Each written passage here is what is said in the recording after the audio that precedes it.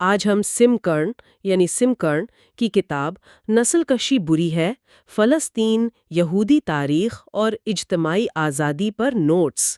جی، یعنی genocide bed notice آن Palestine جوش history and collective liberation کا جائزہ لے رہے ہیں۔ بالکل۔ یہ کتاب واقعی اہم ہے، خاص طور پر اس لیے کہ یہ ایک آپ کہہ سکتے ہیں غیر متوقع آواز کی طرف سے آئی ہے۔ سم کرن ایک سائنس فکشن مصنف ہے جو خود کو سیکولر یہودی بتاتے ہیں اور فلسطین کی آزادی کے حامی ہیں۔ اچھا۔ اکتوبر 2023 کے بعد وہ سوشل میڈیا پر ایک بہت باثر آواز بن کر ابھرے۔ اور کتاب کا عنوان ہی بہت سیدھا اور چونکا دینے والا ہے، جینوسائیڈ بیڈ، نسل کشی بری ہے۔ کیا کتاب کا بنیادی پیغام بس اتنا ہی سادہ ہے یا اس میں کچھ اور گہرائی ہے؟ عنوان بظاہر سادہ لگتا ہے، لیکن کرن کا استدلال یہ ہے کہ یہ بنیادی انسانی سچائی کہ نسل کشی انتہائی بری چیز ہے، صہیونی پروپیگنڈا جسے وہ ہسپارہ کہتے ہیں، اس کے ذریعے اتنی الجھا دی گئی ہے ہسپارہ، جی ہاں، کہ بہت سے لوگ غزہ میں ہونے والے واقعات کو اس نام سے پکارنے میں ہچکچاتے ہیں۔ تو کتاب اسی پروپیگنڈا کو بے نقاب کرنے اور اجتماعی آزادی یعنی کلیکٹیو لبریشن کا راستہ دکھانے کی ایک کوشش ہے۔ تو آج ہم کن حصوں پر بات کریں گے؟ آج ہم کتاب کے پیش لفظ یعنی فارورڈ، پہلے حصے کا تعارف پارٹ 1 انٹرو، پھر دوسرے حصے کا تعارف پارٹ 2 انٹرو اور دوسرے حصے کے پہلے باب پر بات کریں گے۔ ٹھیک ہے۔ اس باب کا عنوان ہے Who are you to speak on Israel؟ یعنی آپ کون ہوتے ہیں اسرائیل پر بات کرنے والے؟ صحیح۔ تو آئیے مصنف کے سفر سے شروع کرتے ہیں۔ ایک سائنس فکشن مصنف جو تاریخ دان یا مشرق وسطی کے ماہر بھی نہیں ہے، وہ اس موضوع پر لکھنے تک کیسے پہنچے؟ ان کے پس منظر میں ایسا کیا خاص ہے؟ جی، یہ واقعی ایک دلچسپ پہلو ہے۔ کرن خود واضح کرتے ہیں کہ وہ ایک سیکولر، پیٹری لینیل یہودی ہیں، یعنی ان کی یہودی شناخت والد کی طرف سے ہے، والدہ کی طرف سے نہیں۔ اچھا، یہ پیٹریلینیل والی بات اہم ہے۔ جی، اور ان کے آباء و اجداد وہ 19ویں اور 20ویں صدی میں مشرقی یورپ سے آئے تھے، یوکرین، پولینڈ، روس، وہاں سے امریکہ آئے، فلسطین سے نہیں۔ اور وہ اس سہمنی نظریے کو سختی سے مسترد کرتے ہیں کہ دنیا بھر کے یہودیوں کا فلسطین کی زمین سے کوئی پیدائشی یا کوئی روحانی حق ہے۔ وہ خود کو بک انفلوئنسر کہتے ہیں جو اپنے ناولز کی تشہیر کے لیے سوشل میڈیا استعمال کر رہے تھے۔ تو پھر یہ کتاب لکھنے کا خیال کیسے آیا؟ کیا یہ ان کی اپنی پہل تھی؟ نہیں، یہ بھی دلچسپ بات ہے۔ انہیں فلسطینی امریکن پبلشر ہنا مشبک نے یہ کتاب لکھنے کی دعوت دی تھی۔ ہنا مشبک، انٹرلنک پبلشنگ والی؟ وہ امریکہ میں واحد فلسطینی ملکیت والا پبلشر ہے۔ کرن بتاتے ہیں کہ انہیں شدید امپوسٹر سنڈروم محسوس ہوا، مطلب خود کو اس کام کا اہل نہ سمجھنا۔ ظاہر ہے، ایک غیر فلسطینی ہوتے ہوئے۔ بالکل، لیکن ہنا نے انہیں قائل کیا، اور کرن کے پاس کچھ منفرد چیزیں تھیں بھی۔ وہ برسوں سے جوش وائس فار پیس یعنی JVP جیسے اینٹی صہیونی یہودی گروپس میں شامل تھے۔ جی۔ انہوں نے 17ویں صدی کی یورپی یہودی تاریخ پر کچھ تحقیق بھی کی تھی جو ان کے مطابق صہیونی بیانیے کو چیلنج کرتی ہے، اور ایک سابق صحافی اور استاد ہونے کے ناطے ان میں پیچیدہ خیالات کو واضح طور پر بیان کرنے کی صلاحیت تھی۔ کتاب کے بنیادی پیغام جینوسائیڈ بیڈ پر واپس آتے ہیں۔ مصنف اس پیغام کو کس طرح پیش کرتے ہیں؟ کتاب کی ساخت کیا ہے؟ دیکھیں، کتاب کا مقصد بالکل واضح ہے، اس پروپیگنڈا کی دیوار کو گرانا جس نے غزہ میں ہونے والی نسل کشی کو مغربی دنیا کی نظروں سے اوجھل کر رکھا ہے۔ کتاب 3 حصوں میں بٹی ہے۔ 3 حصے؟ جی، پہلا حصہ ان کے ذاتی سفر کی کہانی ہے کہ وہ کیسے اینٹی صہیونی کارکن بنے۔ دوسرا حصہ، جس کا عنوان ہے آنسرنگ ہسبرا، وہ صہیونی پروپیگنڈا کے 9 عام حربوں یا ستوتوں کا تجزیہ کرتا ہے۔ اچھا، 9 ستون؟ ہاں، اور تیسرا حصہ اجتماعی آزادی یعنی کلیکٹیو لبریشن کے لیے ان کے ویژن کو پیش کرتا ہے، اور آخر میں غزہ سے کچھ آوازیں بھی شامل ہیں۔ یہ فلسطین کے لیے انفلوئنسر بننے کا سفر آپ نے کہا غیر ارادی تھا۔ کیا مصنف اس نئے کردار کے بارے میں تفصیل سے بات کرتے ہیں؟ جی بالکل، وہ کھل کر لکھتے ہیں کہ یہ کردار ان پر کیسے تھوپ دیا گیا اور وہ اس ذمہ داری کے بوجھ تلے دبے ہوئے محسوس کرتے ہیں۔ وہ خود کو کوئی ہیرو نہیں سمجھتے اور اپنی جو نسبتاً محفوظ اور پریولیجڈ یعنی مراد یافتہ پوزیشن ہے اس کا فلسطینیوں کے روزمرہ کے تجربات سے موازنہ کرتے ہوئے اپنی حیثیت کو تسلیم کرتے ہیں۔ تو یہ سفر شروع کیسے ہوا، مطلب سوشل میڈیا پر؟ ان کا سوشل میڈیا سفر تو اپنے سائنس فکشن ناولز بیچنے کے لیے شروع ہوا تھا، لیکن 7 اکتوبر 2023 نے سب کچھ بدل دیا۔ 7 اکتوبر 2023 کے واقعات اور اس کے بعد کے حالات نے ان کے نقطہ نظر اور ان کی آن لائن موجودگی کو کیسے متاثر کیا؟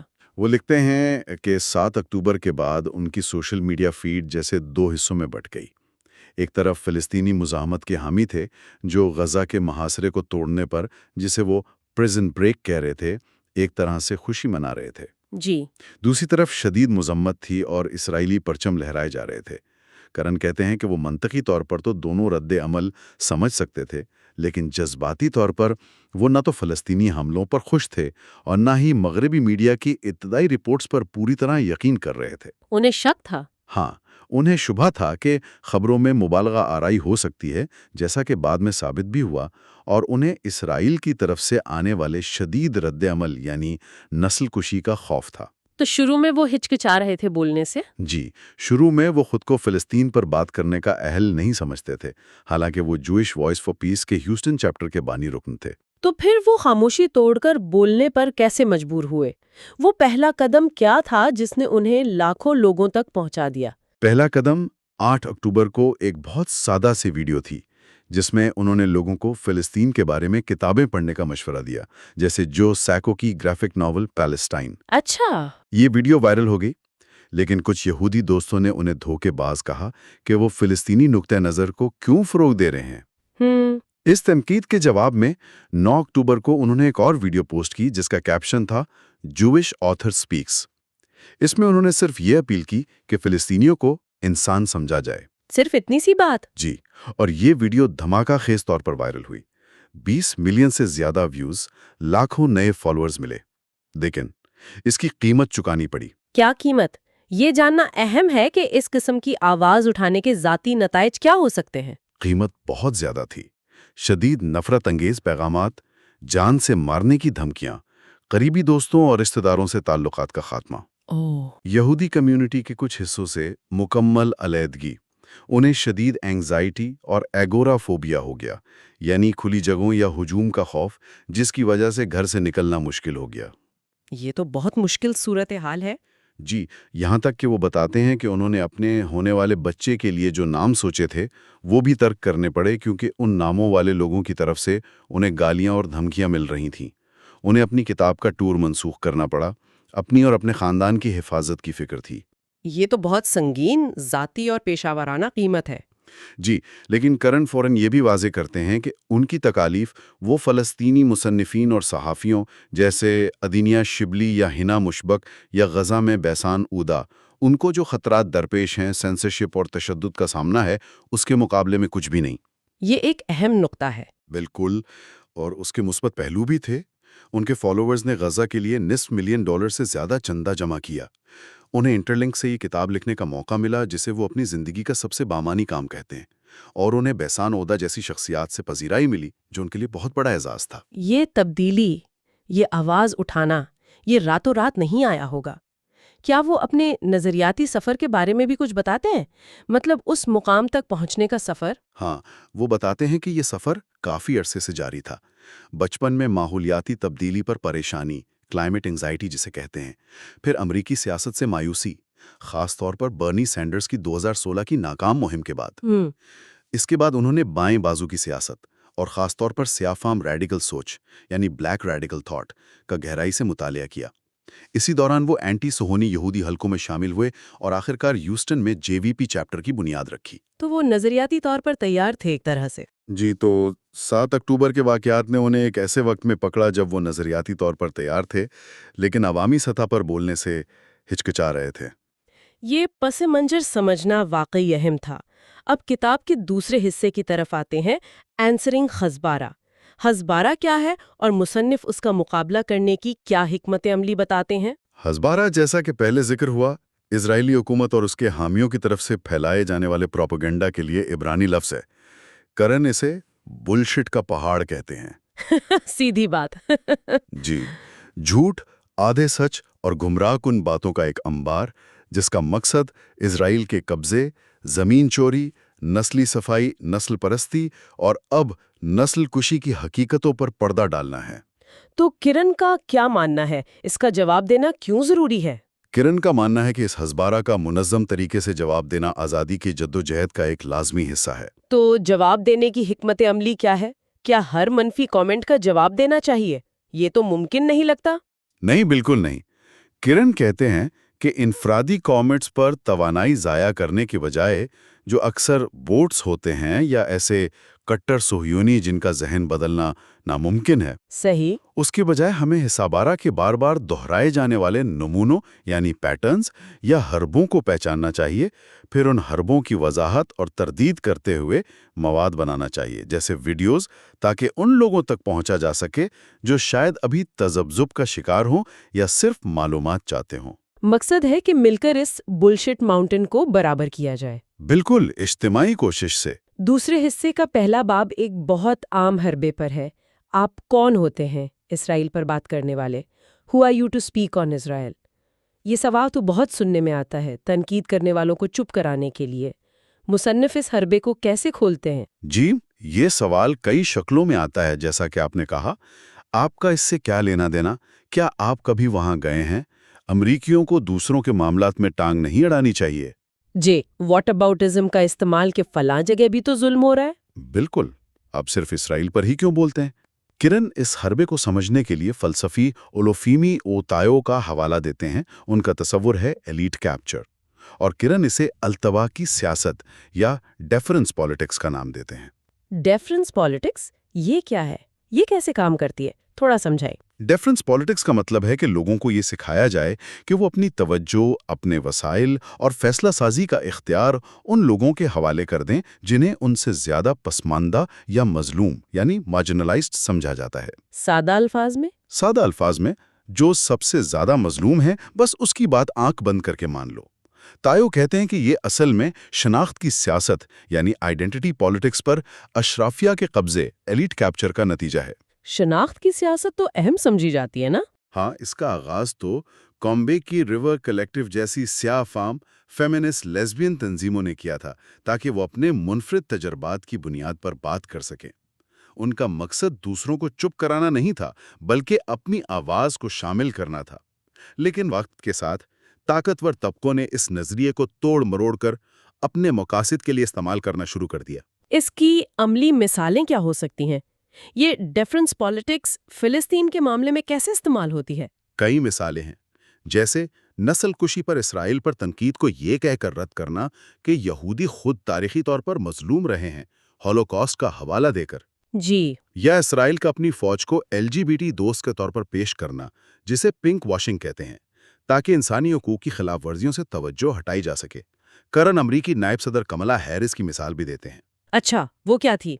उन्होंने नस्लकशी के खिलाफ एहतजाज करने वाले तुलबा को ये कह के डांटा था कि मैं बात कर रही हूँ, गोया उनकी शिनाख्त सियाह फाम, जनूबी एशियाई खातून उन्हें तनकीद से बालातर बनाती है। तायो के मुताबिक ये हरबा लोगों को उनकी इनफरादी शिनाख्तों में कैद कर देता है, मुख्तलिफ मजलूम ग्रोहों के दरमियान मुमकिना यकजहगी को तोड़ता है और असल तब्दीली जैसे ताकत के ढांचे को बदलना, इसके बजाय अलामती चीज़ों रिप्रेजेंटेशन पर तवज्जो मरकूज करवाता है। तो तायो उस डिफरेंस पॉलिटिक्स के मुतबादिल के तौर पर क्या तजवीज़ करते हैं? तायो तामीरी सियासत या कंस्ट्रक्टिव पॉलिटिक्स की बात करते हैं, यानी ऐसी सियासत जिसका मकसद ताकत बनाना, बिल्डिंग पावर, ठोस नताइज हासिल करना और दुनिया को मादी तौर पर बेहतर बनाने पर तवज्जो मरकूज करना हो। ये शनाख्त को मुकम्मल तौर पर रद्द नहीं करती, लेकिन उसे हतमी मेयार नहीं मानती। और शहयूनी प्रोपेगेंडा करने वाले इस डिफरेंस पॉलिटिक्स को फ़लस्तीन के मामले में कैसे इस्तेमाल करते हैं? ये तो एक ना खत्म होने वाला सिलसिला लगता है। बिल्कुल, ये बहुत चालाकी से इस्तेमाल होता है। अगर आप यहूदी नहीं हैं, तो आपसे कहा जाएगा, यहूदियों की सुनो, वो यहूद दुश्मनी को बेहतर समझते हैं। ठीक है। अगर आप एंटी सुहूनी यहूदी हैं, जैसे करन, तो कहा जाएगा, इसराइलियों की सुनो, वो ज़मीन पर रहते हैं। अगर आप एंटी सुहूनी इसराइली यहूदी हैं, जैसे एक पैनलिस्ट हदार कोहेन जिनका जिक्र आएगा, جی تو وہ کہیں گے نہیں فلاں مزراحی یا ایتھوپین صہیونی یہودی کی سنو، وہ زیادہ مظلوم ہے۔ یہ ایک ایسا جال ہے جس سے نکلنا مشکل ہے۔ تو کرن کا مشورہ کیا ہے؟ کرن کا مشورہ ہے کہ اس ڈیفرنس پالیٹکس کے جال کو پہچانیں اور اسے مسترد کریں۔ واضح طور پر بتائیں کہ آپ کیوں بول رہے ہیں۔ مثلاً کرن کہتے ہیں کہ وہ ایک امریکی یہودی کے طور پر بولتے ہیں جن کے ٹیکس ڈالرز ایک ایسی نسل کشی کی مالی معاونت کر رہے ہیں جو ان کے نام پر کی جا رہی ہے، اور یہ انہیں ناقابل قبول ہے۔ کرن نے اس ڈیفرنس پالیٹکس کا خود بھی تجربہ کیا، خاص طور پر ہنوکا ایونٹ کے دوران۔ کیا آپ اس واقعے کے بارے میں بتا سکتے ہیں؟ یہ ایک اہم مثال لگتی ہے۔ جی، یہ ایک بہت اہم مثال ہے جو کرن تفصیل سے بیان کرتے ہیں۔ پچھلے سال نومبر میں انہوں نے خانوکا کے یہودی تہوار کے موقع پر ایک on line live stream event کا اہتمام کیا۔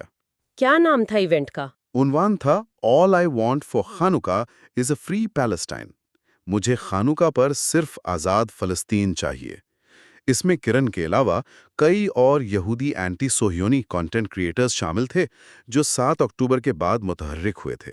ایونٹ کا اعلان ہوتے ہی کیا ہوا؟ یقیناً کچھ رد عمل آیا ہوگا۔ فوراً ہی کرن کو انسٹاگرام پر ڈی ایمز میں تنقید ملنا شروع ہو گئی۔ کئی اکاؤنٹس جنہوں نے خود کو فلسطینی آرگنائزر ظاہر کیا لیکن جن کی اصلیت مشکوک تھی۔ اچھا۔ انہوں نے اعتراض کیا کہ یہ ایونٹ غیر ضروری طور پر یہودی آوازوں کو مرکزیت دے رہا ہے۔ انہوں نے مطالبہ کیا کہ ایونٹ منسوخ کیا جائے، کہا کہ کچھ پینلسٹ مسئلہ دار ہیں، پرابلمیٹک ہیں۔ خاص طور پر کسی کو نشانہ بنایا گیا؟ جی، خاص طور پر شدید اور ذاتی حملے ایک اسرائیلی پینلسٹ ہدار کوہن پر کیے گئے۔ وہ پینل کے واحد عرب یعنی مزراحی یہودی تھی۔ انہیں سیونی سیٹلر کہا گیا، حالانکہ وہ اینٹی سیونی ہیں، اور نارملائزر کہا گیا، یعنی کوئی ایسا شخص جو قبضے کو معمول بنا رہا ہو۔ یہ تو سنگین الزامات ہیں۔ کیرن نے اس صورتحال سے کیسے نمٹا؟ ڈیفرنس پالیٹکس کا یہاں کیا کردار تھا؟ کیرن لکھتے ہیں کہ وہ شروع میں ڈیفرنس پالیٹکس کے دباؤ میں آ گئے تھے، چونکہ تنقید کرنے والے خود کو فلسطینی کہہ رہے تھے اور انہیں سکھایا گیا تھا کہ فلسطینیوں کی سنو، تو وہ ان کی بات ماننے کی طرف مائل ہوئے۔ تو انہوں نے ہدار سے پوچھا؟ ہاں، انہوں نے ہدار کوہن سے ان الزامات کے بارے میں بازپرس کی، جسے وہ بعد میں اپنی غلطی تسلیم کرتے ہیں۔ لیکن پینل کے دیگر ارکان، خاص طور پر میرا سٹرن اور ڈینیل ماٹا، نے مداخلت کی۔ انہوں نے کیا کہا؟ انہوں نے کرن کو سمجھایا کہ یہ تنقید دراصل صہیونیت مفادات کی خدمت کر رہی ہیں۔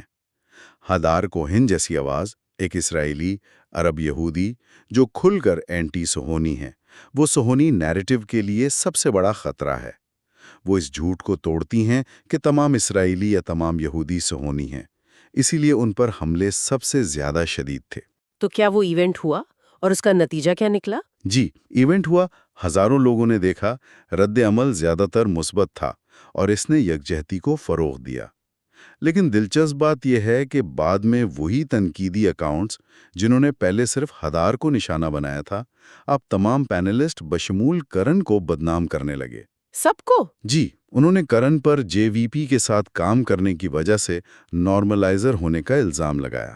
انہوں نے ایک اور پینلسٹ کیٹی بوگن کی بات کو سیاق و سباق سے ہٹا کر ان پر نسل کشی سے لطف اندوز ہونے کا الزام لگایا۔ باپ رے! اس تجربے نے کرن کو سکھایا کہ اس قسم کی آن لائن تنقید، خاص طور پر جو شناخت کی بنیاد پر کی جاتی ہے، وہ کتنی غیر سنجیدہ، بدنیتی پر مبنی اور بعض اوقات براہ راست ہسپارہ ایجنٹس یا ان سے گمراہ ہونے والے کارکنوں کی طرف سے ہو سکتی ہے۔ اور تائی کے فریم ورک سے اس کا کیا تعلق ہے؟ تائی کے فریم ورک کا استعمال کرتے ہوئے کرن کہتے ہیں کہ نیت چاہے جو بھی ہو، اس قسم کی کال آؤٹ تنقید کا نتیجہ، آؤٹ کم، صہیونی مفادات کو فائدہ پہنچانا اور تحریک کو کمزور کرنا تھا۔ اس کا مطلب یہ نہیں کہ شناخت کی سیاست یا مظلوم طبقات کی آوازیں اہم نہیں ہیں، بلکہ یہ کہ ہمیں تنقیدی شعور استعمال کرنے کی ضرورت ہے۔ بالکل، کرن کا نقطہ یہی ہے، فلسطینیوں کی آوازیں سننا لازمی ہے، لیکن یہ یاد رکھنا بھی ضروری ہے کہ فلسطینی کوئی یکساں گروہ نہیں ہے، مونولتھ نہیں ہے، ان میں بھی مختلف سیاسی نظریات اور حکمت عملی ہو سکتی ہیں۔ اور جعلی اکاؤنٹ سے ہوشیار رہنا ہے۔ جی، ہمیں ان دراندازوں، انفلٹریٹرز اور جعلی اکاؤنٹس، ساک پپٹ اکاؤنٹس سے بھی ہوشیار رہنا ہوگا جو تحریک میں پھوٹ ڈالنے کی کوشش کرتے ہیں۔ کرن کچھ سوالات تجویز کرتے ہیں جو ہمیں کسی تنقید کا سامنا کرتے وقت خود سے پوچھنے چاہیے. جیسے کہ کیا یہ شخص یا گروہ کمیونٹی بنا رہا ہے یا توڑ رہا ہے؟ کیا ان کی توجہ طاقت بنانے اور ٹھوس نتائج حاصل کرنے پر ہے یا صرف اخلاقی پاکیزگی، مورل پیورٹی اور دوسروں کو نیچا دکھانے پر؟ کیا وہ زندگی اور موت کے حقیقی مسائل پر بات کر رہے ہیں یا صرف لوگوں کے احساسات اور الفاظ کے انتخاب پر اٹک گئے ہیں؟ یہ واقعی ایک پیچیدہ منظرنامہ ہے، خاص طور پر آن لائن ایکٹیویزم کی دنیا میں. الزامات، خاص طور پر نسل پرستی، یہود دشمنی یا اسلاموفوبیا جیسے سنگین الزامات لوگوں کو خاموش کرانے کے لیے بہت طاقتور ہتھیار بن سکتے ہیں. جی ہاں، اور کرن کا بنیادی استدلال یہی ہے کہ ہمیں اس ڈیفرنس پالیٹکس کے جال سے نکل کر کنسٹرکٹیو پالیٹکس کو اپنانا ہوگا. مقصد اتحاد بنانا، طاقت جمع کرنا اور ایک دوسرے کے لیے غلطی کی گنجائش یعنی گریس رکھنا ہونا چاہیے. غلطیاں تو ہوتی ہیں. بالکل، غلطیاں سب سے ہوتی ہیں، لیکن تحریک کا مقصد عوامی تذلیل، پبلک شیمنگ یا بائیکاٹ نہیں ہونا چاہیے، بلکہ اجتماعی طور پر سیکھنا اور نسل کشی جیسے بڑے خطرات کے خلاف مل کر جدوجہد کرنا ہونا چاہیے. ہدار کوہن کی مثال اہم ہے کہ کس طرح ان پر حملے ہوئے، لیکن ساتھیوں کی حمایت نے انہیں مزید مضبوط کیا. اور اسی تعمیری جذبے کو برقرار رکھنے کے لیے کرن نے ذکر کیا کہ وہ اور دیگر پینلسٹ اس سال ہنوکا ایونٹ کی سالگرہ منانے کا ارادہ رکھتے ہیں. بالکل، یہ آگے بڑھنے اور مثبت انداز میں کام جاری رکھنے کی علامت ہے. آج کی گفتگو واقعی غور طلب ہے. یہ ہمیں سوچنے پر مجبور کرتی ہے کہ کس طرح کسی کے بولنے کے حق پر سوال اٹھانا، خاص طور پر شناخت کی بنیاد پر، نسل کشی جیسے اہم ترین انسانی مسئلے پر ضروری اور بامانی بحث کو پٹری سے اتار سکتا ہے. جی، یہ سوال باقی رہتا ہے کہ ایسی تفریقہ انگیز حکمت عملیوں کے باوجود حقیقی یکجہتی کیسے قائم کی جا سکتی ہے اور مشترکہ مقصد کے لیے مل کر کیسے کام کیا جا سکتا ہے. چیپٹرز 2 سے 6، اور آج ہم کوشش کریں گے کہ ان میں تھوڑا گہرائی میں جائیں. جی ہاں، مقصد یہی ہے کہ کرن کے جو آرگیومنٹس ہیں، ان کا جو نقطہ نظر ہے اور جو انسائٹس انہوں نے پیش کیے ہیں، انہیں سمجھا جا سکے. ٹھیک، تو آئیے اس پر بات شروع کرتے ہیں. بالکل، اور یہ چیپٹرز خاص طور پر دلچسپ بھی ہیں کیونکہ کرن نے بہت کمپلیکس یعنی پیچیدہ دلائل پیش کیے ہیں. ہاں، جیسے آئیڈینٹی پالیٹکس. آئیڈینٹی پالیٹکس، تاریخ کو کیسے دیکھا جائے، کیسے بیان کیا جائے، اور پھر ریزسٹنس یعنی مزاحمت، اس کے تصورات پر کرن کی کیا سوچ ہے. وہ اکثر جو اسٹیبلشڈ نیریٹیوز ہیں نا، ان کو چیلنج کرتے ہیں. ٹھیک ہے، تو شروع کرتے ہیں چیپٹر 2 سے. اس کا عنوان ہے مارجنلائزڈ ہیومن شیلڈز، یعنی کہ پسماندہ انسانی ڈھال. جی، کرن یہاں شروع میں ہی ایک بڑا دعویٰ کرتے ہیں، ہے نا؟ وہ کہتے ہیں کہ زائنسٹ حلقے اسرائیل کو ایسے پیش کرتے ہیں جیسے وہ مڈل ایسٹ کی واحد ڈیموکریسی ہو. ہاں، اور خاص طور پر جو مارجنلائزڈ گروپس ہیں جیسے یہودی، خواتین، LGBT+ لوگ، مائنورٹیز، ان کے لیے ایک محفوظ جگہ. بالکل، اور اس کے مقابلے میں پیلسٹینینز اور عربز کو جنرلی متشدد اور انٹالرنٹ دکھایا جاتا ہے. جی ہاں، کرن نے اپنا ذاتی تجربہ بھی شیئر کیا ہے سلسلے میں. آن لائن کامنٹس کا ذکر ہے کہ کیسے انہیں کوئر ہونے کی وجہ سے تنقید کا نشانہ بنایا گیا. تو یہ مارجنلائزڈ ہیومن شیلڈز کا کانسیپٹ کیا ہے پھر اصل میں؟ دیکھیں، یہ ایک بہت اہم اصطلاح ہے جو کرن استعمال کرتے ہیں.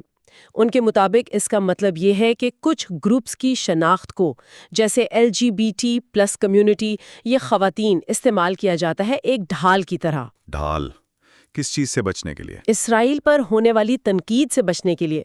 کرن اس کا موازنہ ملٹری اسٹریٹجی والی ہیومن شیلڈ سے کرتے ہیں. وہی الزام جو اسرائیل اکثر حماس پر لگاتا ہے. بالکل، لیکن کرن کہتے ہیں کہ ثبوت اس طرف اشارہ کرتے ہیں کہ اسرائیلی فوج IOF نے خود بھی پیلسٹینینز کو خطرناک حالات میں ہیومن شیلڈز کے طور پر استعمال کیا ہے. اچھا، مثالیں دی ہیں انہوں نے؟ جی، مثالیں دی ہیں، جیسے پیلسٹینین قیدیوں کو مائنز والے علاقوں میں بھیجنا، یا وہ ایک واقعہ تھا نا، ایک زخمی پیلسٹینین کو ملٹری جیپ کے بونٹ سے باندھ دیا گیا تھا. ہاں، یاد آیا. اور کرن کا ایک جملہ یہاں بہت وزن رکھتا ہے: Every Zionist accusation is a confession.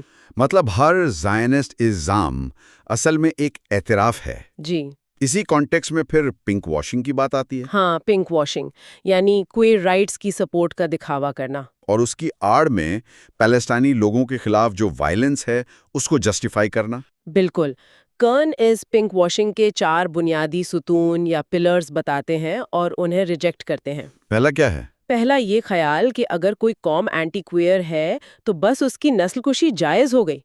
کرن ٹیکساس کی مثال دیتے ہیں اچھا، کہ وہاں اینٹی کوئر قانون ہے، لیکن اس کا یہ مطلب تو نہیں کہ ٹیکسنز کی نسل کشی ٹھیک ہے۔ کرن کا سٹینڈ بہت کلیئر ہے، genocide bad under every circumstance. نسل کشی ہر حال میں غلط ہے۔ دوسرا پلر جسے کرن چیلنج کرتے ہیں وہ دعویٰ ہے کہ فلسطینی لوگ کوئر افراد کو قتل کرتے ہیں۔ وہ احمد ابو مرکھیا کے قتل کا ذکر کرتے ہیں۔ لیکن وہ وضاحت کرتے ہیں نا کہ یہ پالیسی نہیں تھی۔ جی بالکل، کہ یہ حماس یا پی اے کی پالیسی نہیں تھی، اور ایسے ہیٹ کرائمز تو ان کے مطابق امریکہ اور اسرائیل میں بھی ہوتے ہیں۔ ہاں، غازہ میں مردوں کے درمیان ہم جنس پرستی پر قید کی سزا ہے، لیکن کرن یہ بھی پوائنٹ آؤٹ کرتے ہیں کہ یہ قانون برٹش مینڈیٹ کے دور کا ہے، حماس کا بنایا ہوا نہیں۔ اور غازہ میں حماس کی پولیٹیکل ریپرزنٹیشن بھی وہ کہتے ہیں لمیٹڈ ہے۔ جی، تیسرا پلر یہ دعویٰ کہ اسرائیل کوئر رائٹس کے لیے ایک ہیون ہے، ایک پناہ گاہ۔ کرن اس سے بھی چیلنج کرتے ہیں۔ کیسے؟ وہ بتاتے ہیں کہ اسرائیل میں سیم سیکس میرج لیگل نہیں ہے۔ نیتنیاہو گورنمنٹ میں اینٹی کوئر پولیٹیشنز شامل رہے ہیں، اور جو غیر سفید فام کوئر اسرائیلیز ہیں یا پیلسٹینین کوئر ریفیوجیز، انہیں شدید ڈسکریمنیشن کا سامنا ہے۔ اور چوتھا پلر؟ چوتھا ہے کوئر پیلسٹینینز کے وجود کو ہی مٹا دینا یا نظر انداز کر دینا۔ کرن زور دیتے ہیں کہ کوئر پیلسٹینینز موجود ہیں، ان کی تنظیمیں ہیں جیسے الکاؤز، ان کی کہانیاں ہیں۔ وہ کوئرنگ دا میپ ایپ کا حوالہ دیتے ہیں شاید۔ جی ہاں، اور وہ بھی اسرائیلی وائلنس اور نسل کشی کا شکار ہو رہے ہیں۔ تو کرن کا جو بنیادی نقطہ ہے نا، وہ یہ ہے کہ نسل کشی کرنے والے کی شناخت کیا ہے، یا جس کی نسل کشی ہو رہی ہے اس کے پولیٹیکل ویوز کیا ہیں، یہ سب ارریلیونٹ ہے۔ اصل مسئلہ نسل کشی خود ہے۔ اور اسی لیے وہ انکلوسیوٹی پر زور دیتے ہیں اینٹی زائنسٹ تحریکوں میں۔ بالکل، تاکہ آئیڈینٹی کو ہتھیار بنانے والی ڈیفرنس پالیٹکس کا مقابلہ کیا جا سکے، جہاں شخص کی شناخت دلیل سے زیادہ اہم ہو جاتی ہے۔ یہ ڈیفرنس پالیٹکس والی بات چیپٹر 3 میں بھی آتی ہے۔ عنوان ہے but Israel is so diverse, یعنی لیکن اسرائیل تو بہت ڈائیورس ہے۔ جی، یہاں کرن اس دلیل کو دیکھتے ہیں کہ اسرائیل میں اتنی قسم کے لوگ ہیں، مزراحی یہودی، ایتھوپین یہودی وغیرہ، تو یہ ایک وائٹ سپریمسٹ سفید فام بلداستی والا معاشرہ کیسے ہو سکتا ہے؟ ہاں، اور کرن نے اپنا ایک قصہ بھی بتایا ہے اس سلسلے میں، کہ کیسے ان کے ایک جملے کو Israelis get to be white کو کانٹیکس سے نکال کر استعمال کیا گیا، پھر وہی ڈیفرنس پالیٹکس کی بات آ گئی۔ تو یہاں کرن ریس اور ریسزم کے درمیان فرق کیسے واضح کرتے ہیں؟ دیکھیں، کرن یہاں کلرزم یعنی جلد کے رنگ کی بنیاد پر امتیاز، اور ریسزم یعنی نسل کی بنیاد پر ایک پورا نظام، جو سماجک، معاشی، قانونی زبر کرتا ہے۔ بالکل ان میں فرق کرتے ہیں۔ وہ سیڈرک رابنسن جیسے بلیک ریڈیکل تھنکرز کا حوالہ دے کر ریشیل کیپٹلزم کا کانسیپٹ پیش کرتے ہیں۔ ریشل کیپٹلزم، جی، وہ کیا ہے؟ اس کا بنیادی خیال یہ ہے کہ کیپٹلزم اور وائٹ سپریمیسی یہ تاریخی طور پر ایک ساتھ ڈیولپ ہوئے ہیں، ایک دوسرے کو تقویت دیتے ہیں۔ جیسے کلاس ہائرارکیز ہوتی ہیں نا معاشی طور پر، ہاں، ویسے ہی ریشیل ہائرارکیز بھی ہوتی ہیں، اور یہ دونوں سسٹم مل کر کام کرتے ہیں۔ کرن اسی نظر سے اسرائیل کو دیکھتے ہیں۔ اچھا، اس کو سمجھنے کے لیے انہوں نے تھوڑا تاریخی پس منظر بھی دیا ہے نا؟ جی ہاں، جیسے ارلی ماڈرن یورپ میں یہودیوں، آئرشز، رومانی لوگوں کو نان وائٹ سمجھا جاتا تھا، بھلے ہی ان کی سکن کلر سفید ہو، انہیں گھیٹوز میں رکھا جاتا تھا۔ اور آج امریکہ میں؟ کرن کے مطابق آج امریکہ میں اشکنازی یہودی، جن سے کرن کا اپنا تعلق ہے، کنڈیشنلی وائٹ ہے، مطلب انہیں وائٹ پریویلیجز حاصل ہیں، لیکن یہ شرطیہ ہے جب تک وہ بہت زیادہ یہودی نظر نہ آئے۔ سٹیٹسٹکس بھی دکھاتے ہیں کہ امریکن یہودی معاشی طور پر امریکن وائٹ سپریمیسی میں انٹیگریٹ ہو چکے ہیں۔ تو اب اس کو اسرائیل پر اپلائی کرتے ہیں، وہاں کیا صورتحال ہے کرن کے مطابق؟ کرن دلیل دیتے ہیں کہ وہاں اشکنازی یہودی وائٹ کنسیڈر کیے جاتے ہیں، اور وہ معاشی اور سیاسی ہائرارکی میں سب سے اوپر ہیں۔ اس کا ثبوت؟ وہ مزراحی اور ایتھیوپین یہودیوں کے ساتھ انکم اور ایجوکیشن میں فرق بتاتے ہیں۔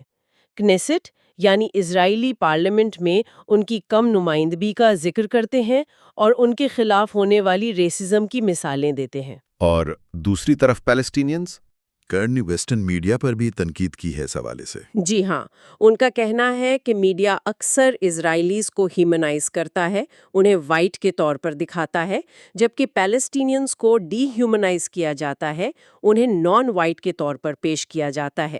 دی انٹرسیپٹ کی ریسرچ کا بھی ذکر ہے۔ ہاں، جو بتاتی ہے کہ اکتوبر 7 کے بعد امریکن میڈیا نے اسرائیلی اموات کا ذکر پیلسٹینین اموات کے مقابلے میں 16 گنا زیادہ کیا، اسرائیلیز کے لیے جذباتی زبان استعمال کی، جبکہ پیلسٹینین بچوں کی اموات کو کافی حد تک نظر انداز کیا گیا۔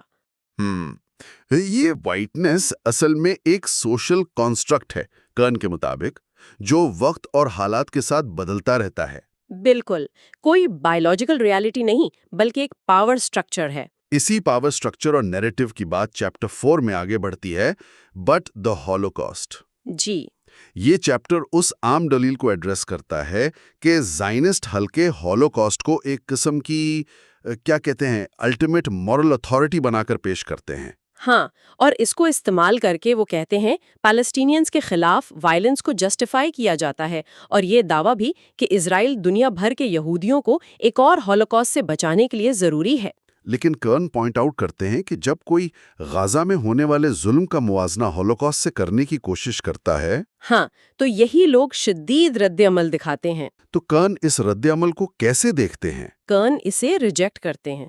ان کا کہنا ہے کہ تاریخ سے سبق سیکھنے کے لیے موازنہ کرنا، کمپیریزنز کرنا ضروری ہے۔ ان کا سلوگن ہے never again for any one, یعنی ایسا ظلم پھر کبھی کسی کے ساتھ نہ ہو۔ وہ ہولوکاسٹ کی ہسٹوریوگرافی پر بھی تنقید کرتے ہیں نا؟ جی، کہ وہ بہت حد تک زائونزم کے اثر میں لکھی گئی ہے۔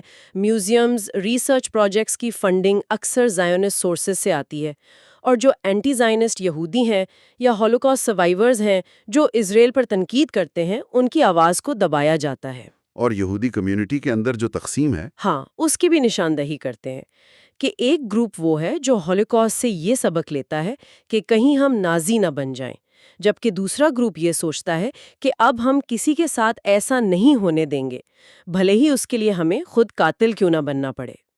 کرن عام یہودی تاریخ نویسی پر بھی تنقید کرتے ہیں کہ وہ صرف یہودی مظلومیت پر فوکس کرتی ہے اور بڑے ہسٹوریکل کانٹیکسٹ کو، جیسے دوسری نسل کشیاں یا ریسزم، کیپٹلزم کا رول، اسے نظر انداز کر دیتی ہے۔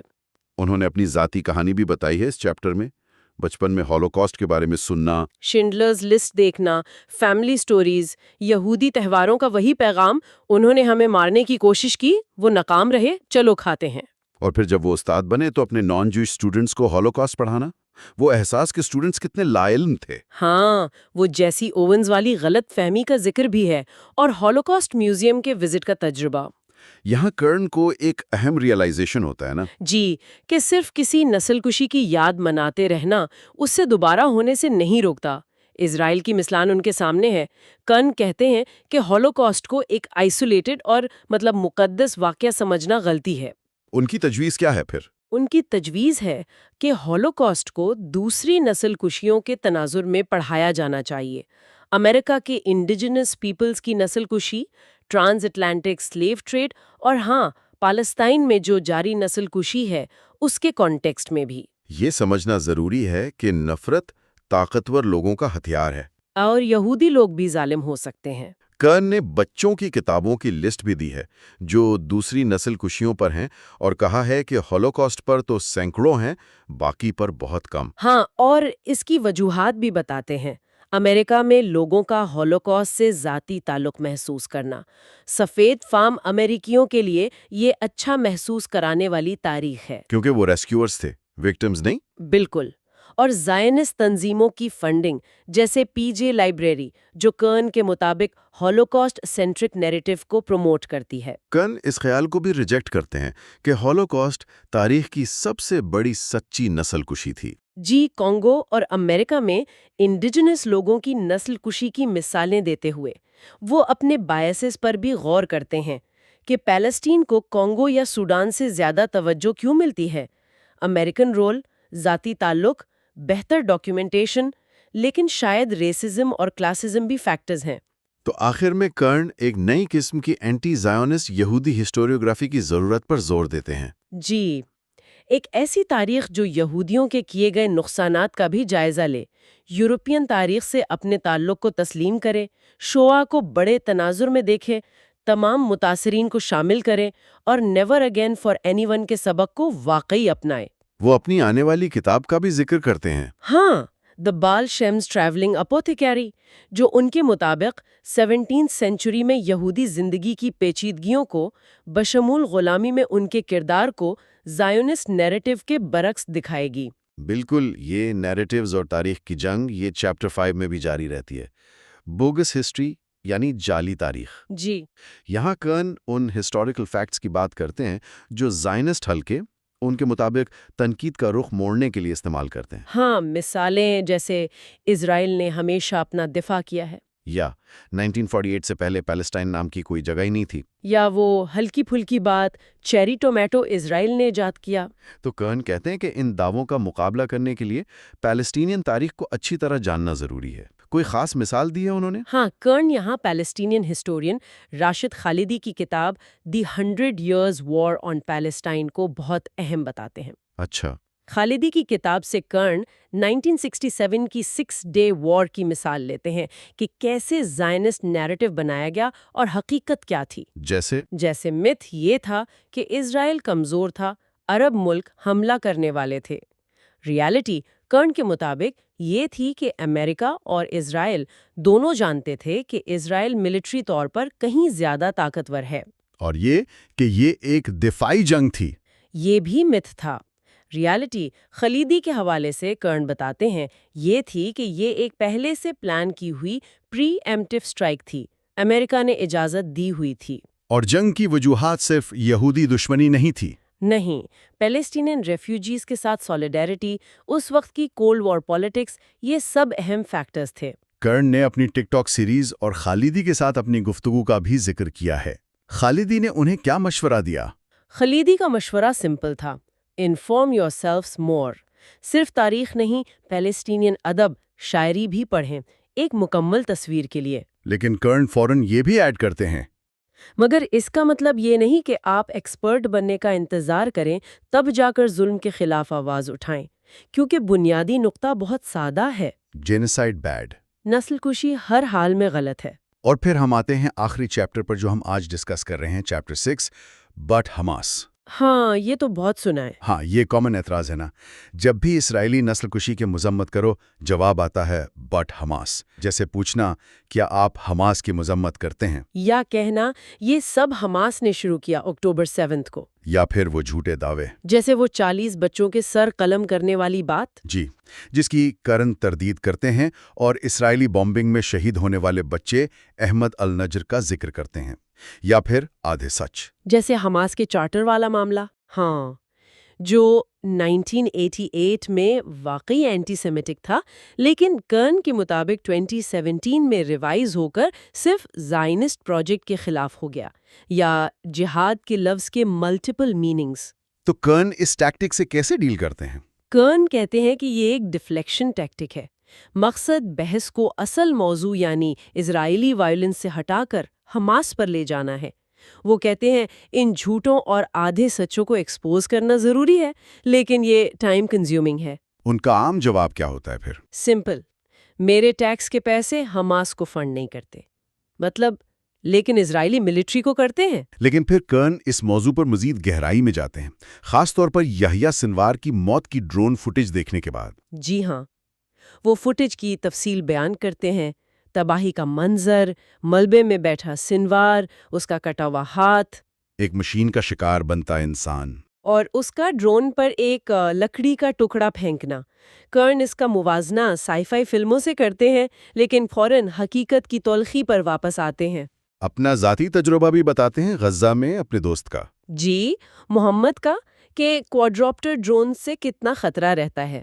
اس فوٹیج کا کرن پر اثر کیا ہوا؟ وہ کہتے ہیں کہ اسرائیلی مقصد کے برعکس یہ فوٹیج سنور کو ہمدردی کا مستحق دکھاتی ہے۔ ایک ٹریجک فگر۔ بالکل۔ اور پھر وہ ہالی ووڈ فلمز میں سفید فام ریبلز کو ہیرو دکھانے اور ریئل ورلڈ میں ریزسٹنس فائٹرز کو ٹیررسٹ قرار دینے کے تضاد پر بات کرتے ہیں۔ سنوار کے بیک گراؤنڈ کا بھی ذکر ہے۔ مختصر سا، ریفیوجی کیمپ میں پیدائش، اسرائیلی قید، تشدد، 2017 چارٹر میں کردار اور اکتوبر 7 کا ایک پاسبل مقصد قیدیوں کی رہائی کرانا۔ یہاں کرن اپنی ذاتی بزدلی کا اعتراف کرتے ہیں سنوار کے مقابلے میں، جو ایک کاز کے لیے جیا اور مرا، غسان کنفانی کا حوالہ دیتے ہوئے۔ ہاں، اور ویسٹرن کنٹریز میں اپنی آرام دہ زندگی اور اس کے پیچھے چھپے گلوبل ایکسپلائٹیشن پر تنقید کرتے ہیں۔ اور ویسٹرن لوگوں کا ریزسٹنس فائٹرز پر ججمنٹ پاس کرنے کو وہ کلاؤن شٹ کہتے ہیں۔ وہ ورسا گیٹو اپرائزنگ کی مثال دیتے ہیں جسے سب جائز مزاحمت مانتے ہیں، اور بتاتے ہیں کہ IOF کے کمانڈرز نے خود کہا ہے کہ انہوں نے گیٹو کو کچلنے کے نازی طریقوں سے سیکھا ہے۔ یتساک زکرمین کے بیان کی آئرنی بھی نوٹ کرتے ہیں۔ کرن غازہ میں دیکھے گئے وائلنس پر بہت جذباتی ہو جاتے ہیں۔ جی، شہید بچوں کی لاشیں، والدین کا درد، منال ماتار کی کہانی، اپنے شدید رد عمل کا اظہار کرتے ہیں۔ وہ کہتے ہیں اس سب نے وائلنس پر ان کے خیالات کو بدل دیا ہے۔ پہلے صرف سیلف ڈیفense، اب وہ چائلڈ ڈیفنس یا جینوسائیڈ ڈیفنس کو بھی سمجھنے لگے ہیں۔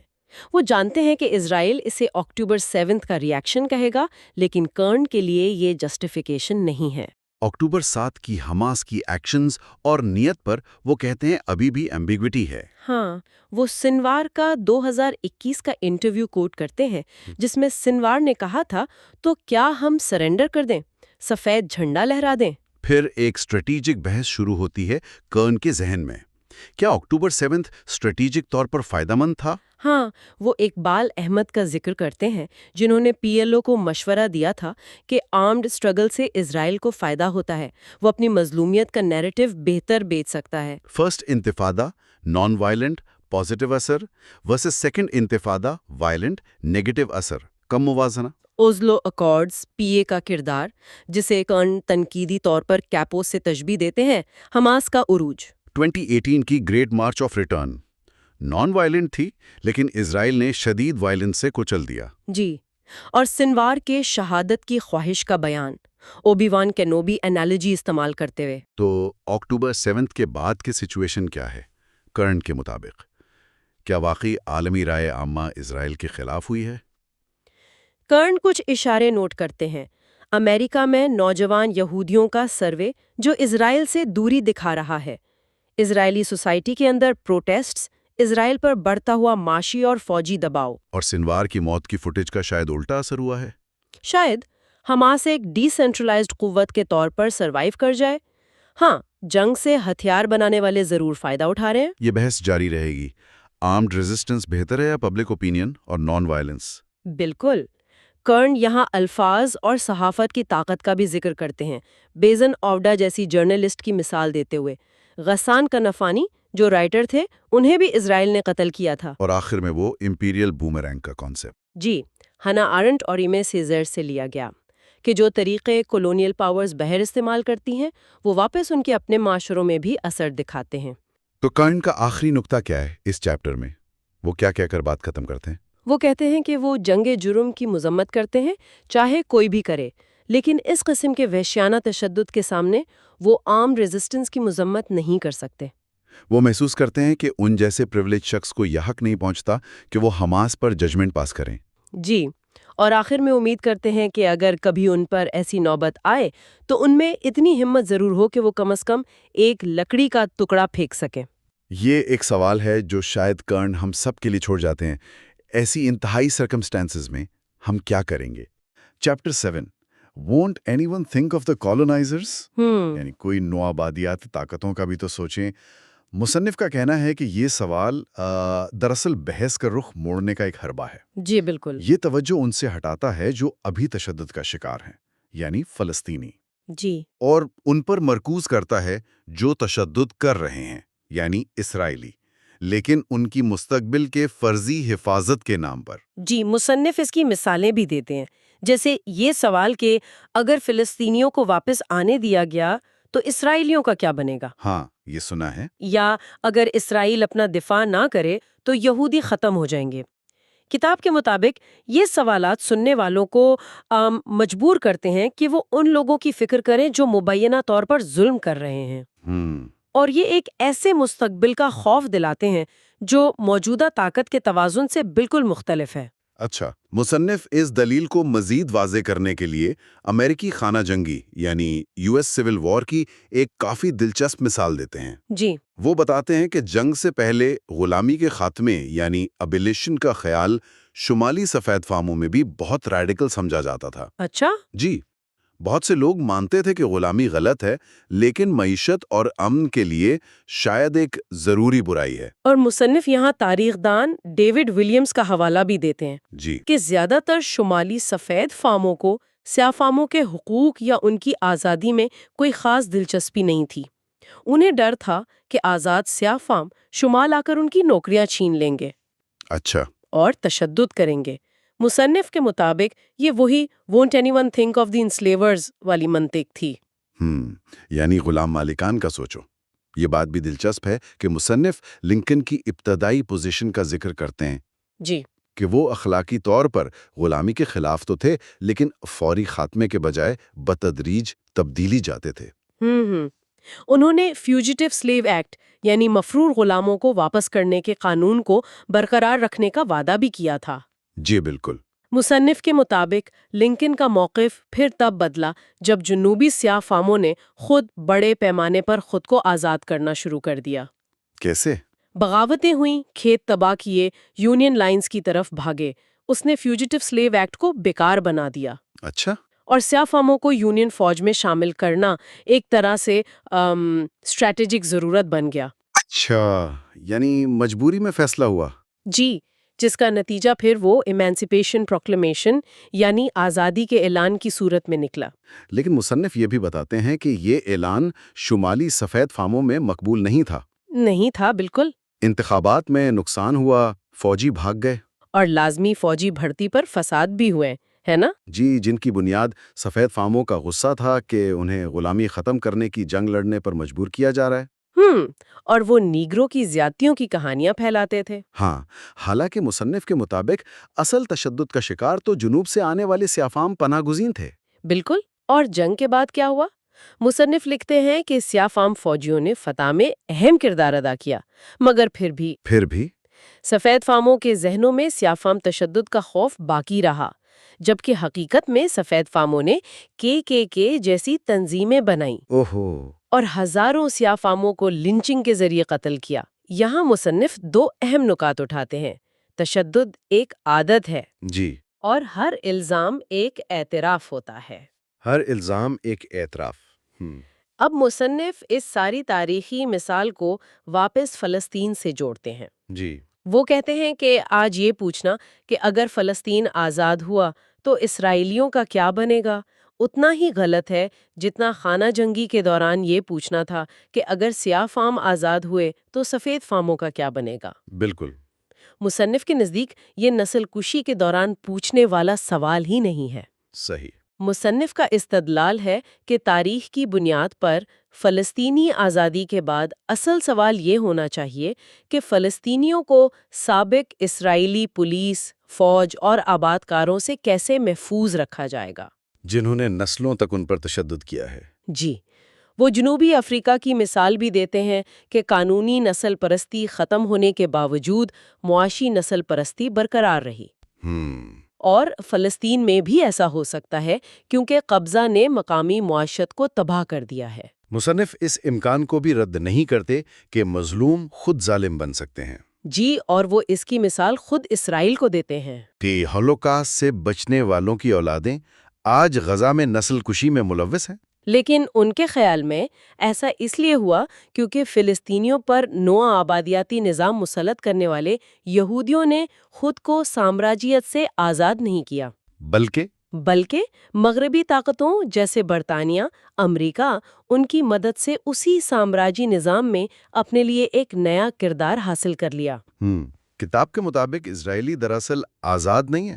نہیں، وہ تشدد کے ایک ایسے چکر میں پھنسے ہیں جسے برقرار رکھنے کے لیے انہیں مسلسل ظلم کرنا پڑتا ہے۔ جیسے لازمی فوجی خدمت؟ میڈیا سینسرشپ، اختلاف رائے پر پابندی، یہ آزاد معاشرے کی علامات تو نہیں ہے۔ صحیح۔ مصنف کا کہنا ہے کہ وہ انہی خاردار تاروں کے پنجروں میں قید ہیں جو انہوں نے فلسطینیوں کو باہر رکھنے کے لیے بنائے تھے۔ وہ سامراج کے پیادے بن گئے۔ تو کیا فلسطینی بھی اسی راستے پر چل سکتے ہیں؟ مصنف کیا کہتے ہیں؟ مصنف کہتے ہیں کہ شاید، لیکن صرف ایک انتہائی غیر ممکنہ صورتحال میں۔ وہ کیا؟ اگر کوئی اور سامراجی طاقت انہیں اسرائیل کو شکست دینے کے لیے ہتھیار فراہم کرے جس سے ایٹمی جنگ کا خطرہ ہوگا۔ لیکن مصنف کا ماننا ہے کہ موجودہ آزاد فلسطین تحریک بنیادی طور پر اینٹی کولونیل ہے، یعنی نوآبادیاتی نظام کے خلاف ہے۔ جی، اور مصنف واضح کرتے ہیں کہ from the river to the sea Palestine will be free کا نعرہ لگانے والے زیادہ تر لوگ بدلے کی نسل کشی نہیں چاہتے۔ نہیں، وہ موجودہ تشدد کے خاتمے کا خواب دیکھ رہے ہیں۔ وہ مانتے ہیں کہ آن لائن کچھ نفرت انگیز آوازیں ضرور ہیں جو شاید جعلی اکاؤنٹس ہوں۔ باب کے اختتام مصنف اس مشورے پر کرتے ہیں کہ جب کوئی پوچھے نوآبادیاتی طاقتوں کا کیا ہوگا تو جواب دے، نسل کشی بری ہے، ہمیشہ، سب کے لیے، یہاں تک کہ مستقبل کے فرضی نوآبادیاتیوں کے لیے بھی۔ لیکن فوراً توجہ واپس موجودہ حقیقت پر لائیں۔ جی، کہ مگر ابھی ہم مقبوضہ لوگوں کے بارے میں سوچیں گے۔ شکریہ۔ بالکل۔ اب آتے ہیں چیپٹر 8، کرٹیسائزنگ اسرائیل از اینٹی سیمیٹک، یعنی اسرائیل پر تنقید سام دشمنی ہے۔ مصنف کا جواب فوری اور دو ٹوک ہے، نہیں، ایسا نہیں ہے۔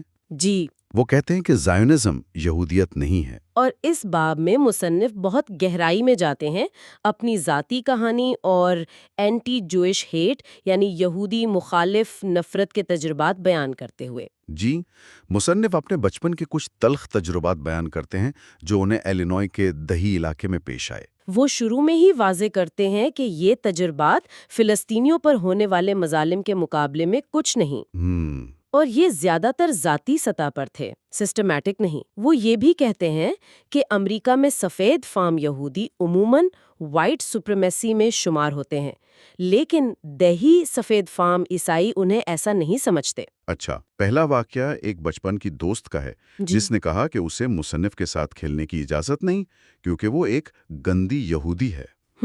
مصنف کے لیے یہ حیران کن تھا کیونکہ ان کی پرورش غیر مذہبی تھی۔ اس سے انہیں احساس ہوا کہ کچھ لوگوں کے لیے یہودی ہونا ایک نسلی شناخت ہے۔ پھر مونٹیجری اسکول میں دوستوں کا مذاق میں چہرے پر سواستیکا بنانا، جس پر مصنف کا شدید رد عمل ان کے ماضی کے تجربے اور خاندانی تاریخ سے جڑا تھا۔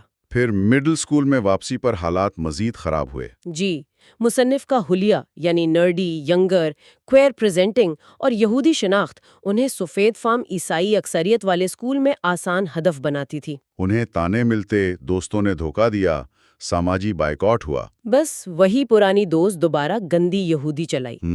ایک شولو والی شرٹ پر بنے ستارے کو پینٹاگرام سمجھ کر قرون وسطیٰ کا دقیانوسی تصورات زندہ ہو گئے، جیسے شیطان کی پوجا، سینگ وغیرہ۔ بالکل، روزانہ تضحیق۔ پھر کولمبائن حملے کے بعد کا ماحول اور بھی خوفناک ہو گیا۔ جی، بس میں اسکن ہیڈ لڑکوں کی طرف سے نسل پرستانہ گالیاں، ہولوکاسٹ کے مذاق، مصنف کو قتل کا خوف محسوس ہونے لگا۔ اور اساتذہ، انتظامیہ؟ آرا ایک ایرانی دوست تھیں، مونڈانا، اچھا، جس کی دوستی نے مصنف کو ذہانت کے اس جھوٹ کو رد کرنے میں مدد دی کہ تمام مسلمان دشمن ہیں۔ مصنف کا تجربہ یہ تھا کہ انہوں نے یہودی مخالف نفرت صرف سفید فام عیسائیوں سے دیکھی۔ جی، یہ ذاتی کہانیاں دکھاتی ہیں کہ کس طرح نفرت جہالت سے شروع ہو کر منظم بدماشی میں بدل سکتی ہے اور کس طرح شناخت مسلط کی جاتی ہے۔ اور یہ تجربات مصنف کی بعد کی تحقیق کی بنیاد بنتے ہیں۔ بالکل، کہ یہودی مخالف نفرت کہاں سے آتی ہے اور ذہانت سے اس کا کیا تعلق ہے۔ پھر مصنف بتاتے ہیں کہ انہوں نے کیتھولک ہائی اسکول میں داخلہ لیا اور پہلی بار خود کو کھلے عام یہودی ظاہر کیا۔ کیوں؟ تاکہ اپنی کہانی خود بیان کر سکیں۔ وہاں انہیں کچھ قبولیت ملی، لیکن لطیف تعصب بھی تھا، مذہب تبدیل کرنے کا دباؤ، جو کہہ کر پکارا جانا، اور گھر پر توڑ پھوڑ اور سواستیکا بنانے کا واقعہ بھی پیش آیا۔ جی، ان سب سے وہ سوال پیدا ہوا، وہ ہم سے نفرت کیوں کرتے ہیں؟ یہی سوال انہیں یہودی مخالف نفرت پر تحقیق کرنے اور بالآخر سائونسٹ مخالف بننے کی طرف لے گیا۔ ابتدائی طور پر وہ میڈیا کے زیر اثر یہی سمجھتے تھے کہ اسرائیل فلسطین تنازع بھی ویسی ہی غیر منطقی نفرت ہے جیسی انہوں نے خود جھیلی تھی۔ جی، مصنف اپنی تحقیق کے بارے میں بتاتے ہیں کہ کس طرح خاندانی جوابات ناکافی تھے اور کالج میں انہیں احساس ہوا کہ ان کے دیہی تجربات شہری مراد یافتہ یہودیوں سے مختلف تھے۔ وہ اپنی ایک پرانی نظم کا ذکر بھی کرتے ہیں جو سائونسٹ پروپیگنڈا تھی، اور جس پر انہیں بعد میں شرمندگی ہوئی۔ جی، کئی سال بعد 30 کی دہائی میں انہوں نے دوبارہ اس سوال پر تحقیق شروع کی کہ یہودی مخالف نفرت کی جڑیں کہاں ہیں۔ یہاں سے مصنف تاریخی گہرائی میں اترتے ہیں۔ جی، ان کا مقصد ان نظاموں یعنی سسٹمز کو سمجھنا ہے جنہوں نے یہودی مخالف نفرت کو جنم دیا اور اسے سفید فام بالادستی، نسلی سرمایہ باری اور مغربی سامراجیت سے جوڑنا ہے۔ مصنف کچھ کلاسیکی یہودی مخالف تقیانوسی تصورات کی تاریخی جڑیں کھودتے ہیں، جیسے یہودیوں اور جادو یا شیطان کا تعلق۔ جی، قرون وسطی میں یہودی معالجین کے طور پر مشہور تھے، لیکن چرچ نے ان کی کامیابی کو کالا جادو قرار دیا۔ یہودیوں کو ایگزورسسٹ بھی مانا جاتا تھا۔ چرچ نے بعد میں اپنے مفادات کے لیے یہودیوں پر شیطانی پوجا اور جادوگری کے الزامات لگائے۔ اسی طرح بلڈ لائبل یعنی بچوں کے قتل اور خون پینے کا الزام، جس کا کوئی ثبوت نہیں تھا۔ بالکل آج بھی کیو اینون جیسی سازشی تھیوریز میں زندہ ہے۔ مصنف کا نقطہ یہ ہے کہ یہ الزامات مذہبی اور سیاسی طاقت کو مستحکم کرنے اور غیروں کو نشانہ بنانے کے لیے استعمال ہوتے تھے۔ مصنف یہودیوں کو نشان زد کرنے اور کنٹرول کرنے کی تاریخ کا بھی جائزہ لیتے ہیں، جیسے چوتھی لیٹرن کونسل کا فیصلہ 1215 میں جی کہ یہودی اور مسلمان مخصوص لباس پہنیں گے۔ جرمنی میں نوکدار ٹوپی لازمی تھی۔ مقصد تذلیل، علیحدگی اور نگرانی تھا۔ مصنف ان تاریخی حربوں جیسے مخصوص بیجز یا لباس کا موازنہ اٹلی میں جنسی کارکنوں پر لگائی گئی پابندیوں سے کرتے ہیں۔ جی، اور یہاں تک کہ جدید دور میں IOF یعنی اسرائیلی قابض افواج کی طرف سے فلسطینیوں کی تذلیل کے طریقوں سے بھی۔ مقصد ہمیشہ سے نشانہ بننے والے گروہ کو کمزور کرنا، بدنام کرنا اور کنٹرول کرنا رہا ہے۔ 16ویں صدی کے اٹلی کی مثال بھی دی گئی ہے جی کہ کس طرح کیتھولک چرچ نے پروٹیسٹنٹ ریفارمیشن کے دباؤ میں آ کر یہودیوں اور آزاد خواتین بشمول راہباؤں دونوں کو نشانہ بنایا، ان کی دولت اور زمینیں چھینی۔ اور انہیں گیٹوز یا کانوینٹس میں قید کیا۔ مصنف کے مطابق اس وقت استعمال ہونے والا پروپیگنڈا جیسے بدکرداری یا غربت کا الزام وہ آج کے ہزبارہ یعنی اسرائیلی پروپیگنڈا کا بلو پرنٹ تھا۔ مصنف یہی کہتے ہیں۔ یہ تاریخی مثالیں اس وسیع تر نقطے کو واضح کرتی ہیں کہ بحران کے وقت طاقتور طبقے کس طرح اقلیتوں یا کمزور گروہوں کو قربانی کا بکرا بناتے ہیں اور ان کے خلاف نفرت پھیلا کر اپنی طاقت مستحکم کرتے ہیں۔ بالکل۔ پھر مصنف لالچی بینکر والے دقیانوسی تصور کی وضاحت فلورنس چیٹو کی مثال سے کرتے ہیں۔ جی، عیسائیوں کے لیے سود خوری منع تھی تو یہودیوں کو اس کی اجازت دی گئی، چرچ کی اپنی ضرورت کے تحت۔ لیکن پھر اسی بنیاد پر ان کی مذمت کی گئی اور ان کی دولت چھین کر انہیں گیٹوں میں قید کر دیا گیا۔ وہاں انہیں صرف محدود کاروبار کی اجازت تھی جس سے منی لینڈنگ ایک مجبوری بن گئی۔ مصنف کا تجزیہ یہ ہے کہ لالچی یہودی کا تصور کردار کی خرابی نہیں بلکہ ایک سماجی کردار تھا جو یہودیوں پر مسلط کیا گیا۔ عیسائی معاشرے کو ان کی ضرورت تھی لیکن انہیں قربانی کا بکرا بھی بنانا تھا۔ گیٹو نظام خود معاشی استحصال کا ایک ذریعہ تھا۔ پولش لتھوانیائی دولت مشترکہ میں یہودی اسٹیٹ ایجنٹ کے طور پر کام کرتے تھے۔ جی، جو اشرافیہ کے لیے کرایہ وصول کرتے۔ یوں وہ کسانوں کے غصے کا براہ راست نشانہ بنتے جبکہ اصل ظالم پیچھے رہتا تھا۔ ان تمام تاریخی مثالوں سے مصنف یہ نتیجہ اخذ کرتے ہیں کہ یہودی مخالف نفرت کوئی پراسرار چیز نہیں۔ یہ نفرت اشرافیہ پیدا کرتی ہے تاکہ وہ قتل کر سکیں اور چیزیں چھین سکیں۔ مصنف کے مطابق یہ نفرت پیدا کرنے کا میکانزم صرف یہودیوں تک محدود نہیں، یہ سامراجی اور استحصالی مقاصد کے لیے مختلف گروہوں کے خلاف ہمیشہ استعمال ہوتا رہا ہے۔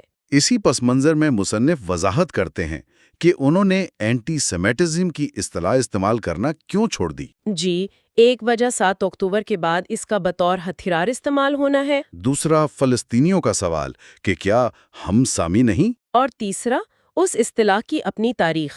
کیا تاریخ ہے اس کی؟ مصنف بتاتے ہیں کہ یہ اصطلاح 1860 کی دہی میں ایک جرمن نسل پرست ولہیم مار نے مقبول کی، اچھا، جس نے جوڈن ہیس یعنی یہودی نفرت کو ایک سیاسی تحریک بنایا۔ یہ اصطلاح جعلی نسلی سائنس پر مبنی تھی جس نے سامی نسل کا تصور گھڑا۔ مصنف یاد دلاتے ہیں کہ نسل کی کوئی حیاتیاتی بنیاد نہیں، یہ ایک سماجی تعمیر ہے۔ جی، اور مصنف کا کہنا ہے کہ یہی جعلی نسلی سائنس آج بھی اسرائیلی ریاست کی بنیاد ہے، جہاں یہودی نسل کی بنیاد پر حقوق دیے جاتے ہیں اور فلسطینیوں کو غیر انسانی بنا کر ان کے خلاف تشدد اور نسل کشی کا جواز پیدا کیا جاتا ہے۔ لہٰذا مصنف کے نزدیک اینٹی سیمیٹزم کی اصطلاح خود نسل پرستانہ نظریات میں جڑی ہوئی ہے، اور اسے استعمال کرنے سے وہ نظریات مضبوط ہوتے ہیں جن کے خلاف وہ لڑ رہے ہیں۔ بالکل۔ اب مصنف ذیانیت اور سام دشمنی کے پیچیدہ تعلق پر آتے ہیں۔ جی، وہ دلیل دیتے ہیں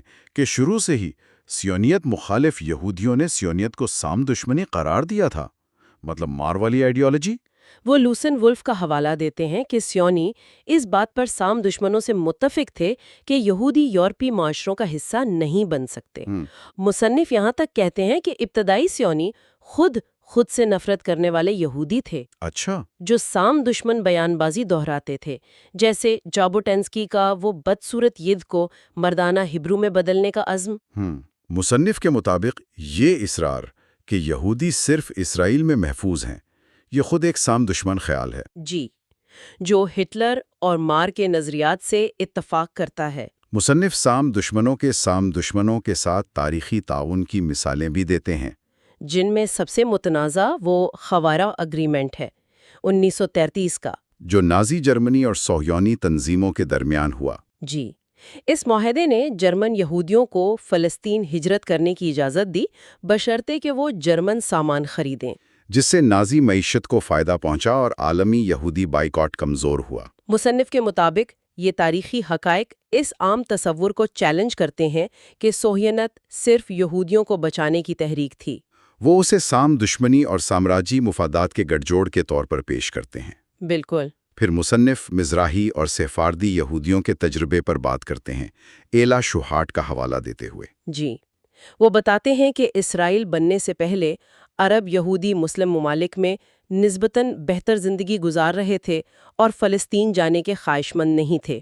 صہیونت نے عرب اور یہودی شناخت کو متضاد بنا دیا۔ کتاب میں دعویٰ کیا گیا ہے کہ انہیں اسرائیل لانے کے لیے دباؤ ڈالا گیا اور دھوکہ دہی کی گئی۔ بغداد بم دھماکوں کا ذکر ہے 1950-51 کے، جن کے بارے میں مصنف اور کچھ مورخین جیسے ایوی شلیم کا ماننا ہے کہ اسرائیلی ایجنٹوں نے خوف پھیلانے کے لیے کیے تاکہ عراقی یہودی ہجرت پر مجبور ہوں۔ اسرائیل پہنچنے پر ان عرب یہودیوں کے ساتھ اشکنازی یہودیوں نے نسل پرستانہ سلوک کیا۔ جی، انہیں کمتر، غیر تعلیم یافتہ سمجھا گیا ہے۔ بن گوریون کا حوالہ دیا گیا ہے۔ انہیں مزدوری کے لیے استعمال کیا گیا لیکن معاشرے سے الگ رکھا گیا۔ یمنی یہودیوں کے ساتھ خاص طور پر برا سلوک ہوا، جبری مشقت، بیماریاں اور بچوں کی اموات۔ اور پھر یمنی بچوں کا معاملہ ہے۔ جی، مصنف کے مطابق 1950 کی دہائی میں سینکڑوں شاید ہزاروں یمنی بچوں کو ان کے والدین سے یہ کہہ کر الگ کر دیا گیا کہ وہ مر گئے ہیں، اور پھر انہیں اشکنازی خاندانوں کو گود دے دیا گیا۔ جی، اسرائیلی حکومت نے 2021 میں اس پر افسوس کا اظہار کیا لیکن مکمل ذمہ داری قبول نہیں کی۔ مصنف کا نتیجہ یہ ہے کہ یورپی صہیونی جو خود یورپی نسل پرستی اور نسل کشی سے بھاگے تھے، انہوں نے آ کر وہی نسل پرستی اور یوجینکس عرب یہودیوں اور فلسطینیوں پر مسلط کر دی۔ اس طرح مصنف کے مطابق انہوں نے نادانستہ طور پر مار اور ہٹلر جیسے سام دشمنوں کے مقاصد پورے کیے۔ یہ ایک بہت آپ کہہ لیں سخت تنقید ہے جو صہیونیت کے اندرونی تضادات اور نسل پرستانہ پہلوؤں کو اجاگر کرتی ہے، خاص طور پر عرب یہودیوں کے حوالے سے، اور اسے فلسطینیوں کے خلاف نوآبادیاتی منصوبے سے جوڑتی ہے۔ ان تمام وجوہات کی بنا پر مصنف اینٹی سیمیٹزم کی اصطلاح سے گریز کرتے ہوئے اینٹی جوئش ہیٹ کو ترجیح دیتے ہیں۔ ان کا کہنا ہے کہ نفرت ہے اور اس اصطلاح کو صہیونیت نے اپنے مقاصد کے لیے مسخ کر دیا ہے۔ اجتماعی آزادی کے لیے ضروری ہے کہ تمام نفرتوں کے خلاف مشترکہ جدوجہد کی جائے۔ بالکل۔ آگے مصنف یہ دلیل پیش کرتے ہیں کہ اسرائیل خود اپنے اقدامات سے یہودی مخالف دقیانوسی تصورات کو تقویت دیتا ہے۔ کیسے؟ وہ خود کو تمام یہودیت کا نمائندہ ظاہر کرتا ہے، پھر ایسے کام کرتا ہے جو پرانے الزامات جیسے بلڈ لائبن، لالچ، عالمی سازش ان کو سچ ثابت کرتے نظر آتے ہیں۔ مثال کے طور پر مصنف بلڈ لائبل کا ذکر کرتے ہیں، بچوں کے قتل کا الزام۔ جی، اور کہتے ہیں کہ اگرچہ یہ تاریخی طور پر جھوٹا الزام ہے، لیکن آج جب اسرائیل فلسطینی بچوں کو قید کرتا ہے، تشدد کرتا ہے یا غزہ میں بڑے پیمانے پر ہلاک کرتا ہے، اور یہ سب سٹار آف ڈیوڈ کے جھنڈے تلے ہوتا ہے، تو یہ نادانستہ طور پر اسی پرانے دقیانوسی تصور کو زندہ کر دیتا ہے۔ اور جب تنقید ہوتی ہے تو اینٹی سیمیٹزم کا الزام لگا دیا جاتا ہے۔ اسی طرح لالچ کے الزام کو اسرائیل کے فلسطینی بینک اکاؤنٹس لوٹنے سے جوڑا جاتا ہے۔ اور عالمی سازش کے تصور کو اے پیک کے اثر و رسوخ یا میڈیا پر دباؤ سے۔ مصنف protocols of the elders of Zion کا ذکر کرتے ہوئے کہتے ہیں کہ یہ جعلی کتاب دراصل عام سامراجی ہتھ کنڈوں کو بیان کرتی ہے، جو کسی ایک گروہ کے لیے مخصوص نہیں بلکہ طاقتور ریاستیں ایسا ہی کرتی ہیں۔ مصنف کا موقف ہے کہ اسرائیل کے اقدامات اور ریاست کو مذہب سے جوڑنے کی کوشش کچھ لوگوں کی نظر میں کلاسک یہودی مخالف خیالات کو مضبوط کرتی ہے، جس سے حقیقی یہودی مخالف نفرت کا مقابلہ کرنا مزید مشکل ہو جاتا ہے۔ مصنف تسلیم کرتے ہیں کہ امریکہ اور دیگر ممالک میں یہودیوں کی اکثریت اب بھی صہیونیت کی حامی ہے۔ جی، وہ کہتے ہیں کہ اس وجہ سے وہ سمجھ سکتے ہیں کہ کچھ لوگ یہودیوں کے خلاف غصہ کیوں محسوس کرتے ہیں، لیکن ان کے اپنے تجربے میں آزاد فلسطین تحریک میں انہیں حقیقی یہودی مخالف نفرت نہیں ملی۔ ان کے مطابق اصل نفرت انہیں سفید فام عیسائیوں سے ملی۔ وہ ٹرمپ کے حامی علاقوں میں اسرائیلی جھنڈوں کو دیکھ کر حیرت کا اظہار کرتے ہیں۔ شاید وہی لوگ جو بچپن میں ان سے نفرت کرتے تھے آج اسرائیل کی حمایت اس لیے کرتے ہیں کیونکہ وہ عربوں اور مسلمانوں سے زیادہ نفرت کرتے ہیں۔ مصنف کے الفاظ میں سفید بام بالادست ایک دوسرے کو پہچانتے ہیں، فاشسٹ اکٹھے رہتے ہیں۔ آخر میں مصنف کارل کراؤس کا 1898 کا ایک کال نقل کرتے ہیں۔ کیا؟ سام دشمن چلاتے ہیں، یہودیوں نکلو، صہیونیت بازگشت کرتی ہے، ہاں ہم یہودی نکلیں گے۔ اوہ، مصنف کے لیے اس کا مطلب ہے کہ صہیونیت خود سام دشمنی کی ایک شکل ہے اور اسرائیل ایک سام دشمن ریاست ہے۔ لہٰذا اسرائیل پر تنقید کرنا تمام قسم کی نفرتوں سے لڑنے کے لیے ضروری ہے، یہودی مخالف، عرب مخالف، مسلم مخالف، فلسطینی مخالف۔ باب کے اختتام پر مصنف کہتے ہیں کہ اب وہ خاص طور پر یہودی مخالف نفرت پر زیادہ توجہ نہیں دیتے، بلکہ وہ تمام نفرتوں کے خلاف کھڑا ہونا چاہتے ہیں۔ ان کے نزدیک ذہنیت کا کھلم کھلا فلسطینی، مسلم اور عرب مخالف نفرت پھیلانا، جو نسل کشی کا جواز بن رہا ہے، وہ آج زیادہ بڑا اور فوری مسئلہ ہے، اور یہ نفرت اشرافیہ پیدا کرتی ہے، وہی اصل دشمن ہے۔ ہم چیپٹر 9 کور کریں گے جس کا عنوان ہے یہودی پیلسٹائن کے حقدار ہیں، یعنی جوز آر انٹائٹلڈ ٹو پیلسٹائن۔ ٹھیک ہے۔ اس کے بعد ہم پارٹ 3 دیکھیں گے کلیکٹیو لبریشن کی طرف۔ فری پیلسٹائن کا مطلب کیا ہے، یعنی towards collective liberation what does free Palestine even mean. اور آخر میں کچھ نوٹس بھی ہیں۔ ہاں بالکل، آخر میں ہم غازہ میں جینوسائیڈ کے دوران پیدا ہونے والے بچوں کے فیملیز کے کچھ نوٹ شیئر کریں گے جو کتاب میں دیے گئے ہیں۔ ٹھیک ہے، تو چلیے شروع کرتے ہیں۔ یہ واضح کرنا ضروری ہے کہ یہ کمپلیکس اور حساس موضوع پر آتھر کے نقطۂ نظر کا جائزہ ہے۔ ہمارا مقصد صرف اس مٹیریل میں دیے گئے آئیڈیاز کو پیش کرنا ہے۔ بالکل، ہم یہاں کوئی سائیڈ نہیں لے رہے، صرف آتھر کی کہی ہوئی بات کو سمجھنے کی کوشش کر رہے ہیں جیسا انہوں نے لکھا ہے۔ اوکے، تو chapter 9 Jews are entitled to Palestine, یہاں آتھر ان آرگیومنٹس کو دیکھتی ہیں جو عام طور پر زائنسٹس پیش کرتے ہیں پیلسٹائن پر اپنے حق کے لیے، ہے نا؟ جی ہاں، اور آتھر شروع میں ہی کہتی ہیں کہ کچھ فار رائٹ ایلیمنٹس تو گریٹر اسرائیل یا ایرتس یا اسرائیل کی بھی بات کرتے ہیں، جس میں وہ جارڈن، لبنان وغیرہ کے حصے بھی شامل سمجھتے ہیں۔ اچھا، تو آتھر مختلف جسٹیفیکیشنز کو ایگزامن کرتی ہیں۔ پہلا ہے بیبلیکل کلیم۔ ہاں یہ تو بہت سنا ہے کہ بائبل میں وعدہ ہے زمین کا۔ بالکل، بہت سے زائنسٹ بائبل کو ایک قسم کا ہسٹوریکل پروف یا زمین کا ٹائٹل ڈیڈ سمجھتے ہیں، لیکن آتھر اسے ریجیکٹ کرتی ہیں۔ ان کا کہنا ہے کہ ہزاروں سال پرانی مذہبی کتابیں ان کو آپ آج کے دور کے پراپرٹی ڈسپیوٹس کی بنیاد نہیں بنا سکتے۔ اور آتھر اس کی ہسٹوریکل ایکوریسی پر بھی سوال اٹھاتی ہیں ٹھیک. جی ہاں بالکل. وہ اسرائیلی ہسٹورین شلومو سینڈ کا حوالہ دیتے ہیں جو کہتے ہیں کہ بائبل کے مطابق بھی ابراہیم تو ماڈرن عراق سے آئے تھے اور موزس ایجپٹ سے، مطلب وہ پیلسٹائن کے نیٹو نہیں تھے. Interesting point. اور وہ یہ بھی پوائنٹ آؤٹ کرتی ہیں کہ ایجپٹ میں جوز کی غلامی کا بھی کوئی سالڈ آرکیولوجیکل ایویڈنس نہیں ملا ہے. پھر آتھر بائبل کے مورل ایسپیکٹس پر بھی تنقید کرتی ہیں. جیسے ان کے مطابق وائلنس اور جینوسائیڈ کے کمانڈز یا دوسری پرابلمٹک باتیں وہ بک آف جوشوا کا ذکر کرتی ہیں جو کہتی ہیں اسرائیل کے فاؤنڈرز کو پسند تھی اور اس میں قبضے اور ایکسٹرمینیشن کی باتیں ہیں. اور یہ اسرائیلی سکولز میں پڑھایا جاتا ہے آتھر کے مطابق. ہاں، ہاکا کہتی ہیں کہ اسے ہسٹری کی طرح پڑھایا جاتا ہے جو ان کے خیال میں نہ صرف ہسٹوریکل ہے بلکہ مورلی بھی کافی کویسچنیبل ہے. تو بیسکلی آتھر کا کہنا ہے کہ ریلیجس ٹیکسٹس کو لٹرل ہسٹری یا لیگل ڈاکیومنٹس نہیں سمجھنا چاہیے. ایگزیکٹلی. وہ یہ بھی ایڈ کرتی ہیں کہ تالمودک اسکالرز بھی ہمیشہ بائبل کو لٹرلی نہیں لیتے آئے ہیں، اور اگر بائبل کی بات مانے بھی تو وہ وعدہ کنڈیشنل تھا اور ان کے مطابق اسرائیلائٹس نے وہ کنڈیشنز پوری نہیں کی. اچھا. تو ان کے پرسپیکٹو سے ببلیکل کلیم ایک مضبوط بنیاد نہیں ہے. اوکے، تو یہ تو ہوئی ببلیکل کلیم کی بات. نیکسٹ جسٹیفیکیشن کیا ہے جسے آتھر ایڈریس کرتی ہیں؟ اگلا ہے انٹرنیشنل لا کلیم. یہاں فوکس ان ڈاکیومنٹس پر ہے جیسے بالفور ڈیکلریشن یا پھر UN ریزولوشن 181 پارٹیشن پلان والا. جی. آتھر ان کی لیجیٹیمیسی پہ ہی سوال اٹھاتی ہیں. کہتی ہیں کہ یہ ڈیسیجنز تو ویسٹرن کلونیل پاورز نے لیے تھے، وہاں رہنے والے پیلسٹینینز کی مرضی کے بغیر ان کی پراپر ریپریزنٹیشن کے بنا. تو ان کا آرگیومنٹ ہے کہ اگر انٹرنیشنل لا کی بات کرنی ہے تو پھر پوری طرح کرنی چاہیے. بالکل. وہ پوائنٹ آؤٹ کرتی ہیں کہ وہی UN ریزولوشن 181 جس نے جوئش اسٹیٹ کی بات کی، اس نے ایک عرب اسٹیٹ یعنی پیلسٹینین اسٹیٹ کی بھی تو بات کی تھی. ہاں یہ تو ہے. لیکن اسرائیل نے اس پر کبھی عمل نہیں کیا. تو آتھر کہتی ہیں اگر انٹرنیشنل لا کو ماننا ہے تو پھر اسرائیل کو پیلسٹینین اسٹیٹ کو ریکگنائز کرنا ہوگا.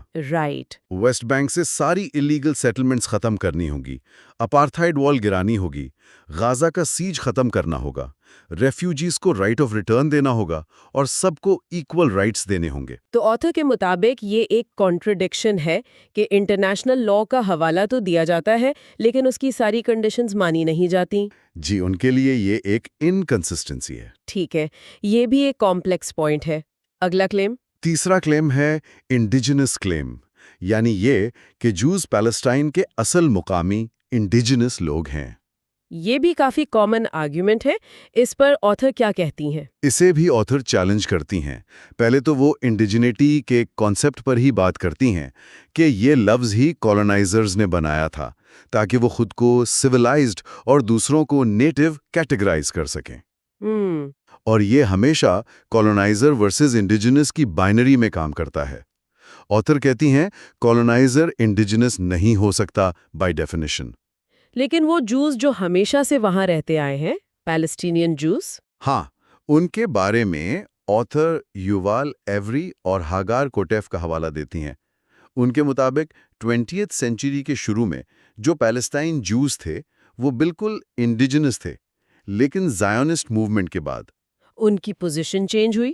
ہاں، ان میں سے بہت سے یورپین اشکنازی کلچر میں ایسیمیلیٹ ہو گئے اور سیٹلرز کی کیٹیگری میں آ گئے آتھر کے مطابق، کیونکہ زائونسٹ سیٹلرز نے ان کے کہنے کے مطابق مقامی عرب کلچر اور زبان کو ریجیکٹ کیا. اور ہیبرو کو ریوائیو کیا. جی، ہیبرو کو جو اس وقت تک موسٹلی ایک لٹرجیکل لینگویج تھی، اسے روزمرہ کی زبان بنا کر امپوز کیا.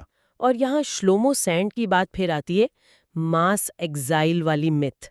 جی، سینڈ کے مطابق یہ آئیڈیا کہ سارے اشکنازی جوز کو پیلسٹائن سے نکالا گیا تھا، یہ ایک مت ہے. جوڈیزم اصل میں کنورژن سے زیادہ پھیلا.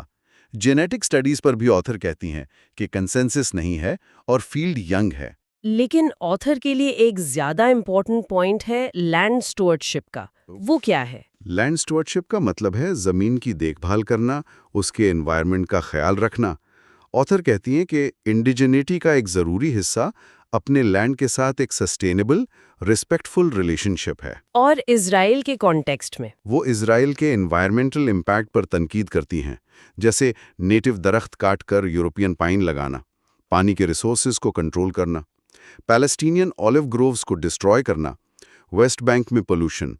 ان کے مطابق یہ ایکشنز لینڈ اسٹوارڈشپ کے خلاف ہیں۔ تو اس بیسس پر وہ انڈیجنس کلیم کو ریجیکٹ کرتی ہیں۔ جی، ان کے نزدیک اسرائیلی جوز ایز اے کلیکٹیو گروپ یہ کلیم نہیں کر سکتے۔ Okay, biblical, international law, indigenous, کوئی اور کلیم رہ گیا؟ آخری ہے برتھ رائٹ کلیم، کہ جو اسرائیلیز وہاں پیدا ہوئے ہیں اب یہ ان کا حق ہے۔ ہاں، یہ بھی سنا ہے۔ اس پر آتھر کا کیا ٹیک ہے؟ آتھر اسے دوسرے سیٹلر کلونیل کانٹیکسٹ جیسے یو ایس یا کینیڈا سے ڈیفرنٹ دیکھتی ہیں، کیونکہ پیلسٹائن میں زمین سے بے دخلی بہت ریسنٹ ہے، لوگوں کو یاد ہے۔ Within living memory. بالکل، بہت سے پیلسٹینینز کے پاس ابھی تک اپنے 1948 یا 1967 کے گھروں کی چابیاں ہیں جو چھینے گئے تھے۔ تو آتھر کا سلیوشن کیا ہے؟ کیا وہ کہتی ہیں کہ سب اسرائیلیز کو نکال دینا چاہیے؟ نہیں، بالکل نہیں۔ آتھر اس پر بہت کلیئر ہیں۔ وہ کہتی ہیں ڈی کالونائزیشن کا مطلب جینوسائیڈ نہیں ہے۔ ان کا فوکس ان چیزوں کی واپسی پر ہے جو چوری کی گئی ہیں، زمین، گھر، خاص کر اللیگل سیٹلمنٹس۔ ری ڈسٹریبیوشن کی بات کر رہی ہیں۔ ہاں، وہ پاولو فریرے اور پریم ودا گوپال جیسے اسکالرز کا حوالہ دے کر کہتی ہیں کہ ڈی کالونائزیشن میں یوزلی رولنگ گروپ کا جینوسائیڈ نہیں ہوتا، بلکہ زمین، دولت اور پاور کی ری ڈسٹریبیوشن ہوتی ہے۔ اور آتھر نے یہ بھی کہا کہ لبریشن سب کے لیے ہوتی ہے، اوپریسرز کے لیے بھی۔ جی، وہ پروفٹ محمد، فینن، MLK کا ذکر کرتی ہیں کہ اصل آزادی میں ظالم کو بھی اس کے ظلم اور نفرت سے آزاد کرنا شامل ہے۔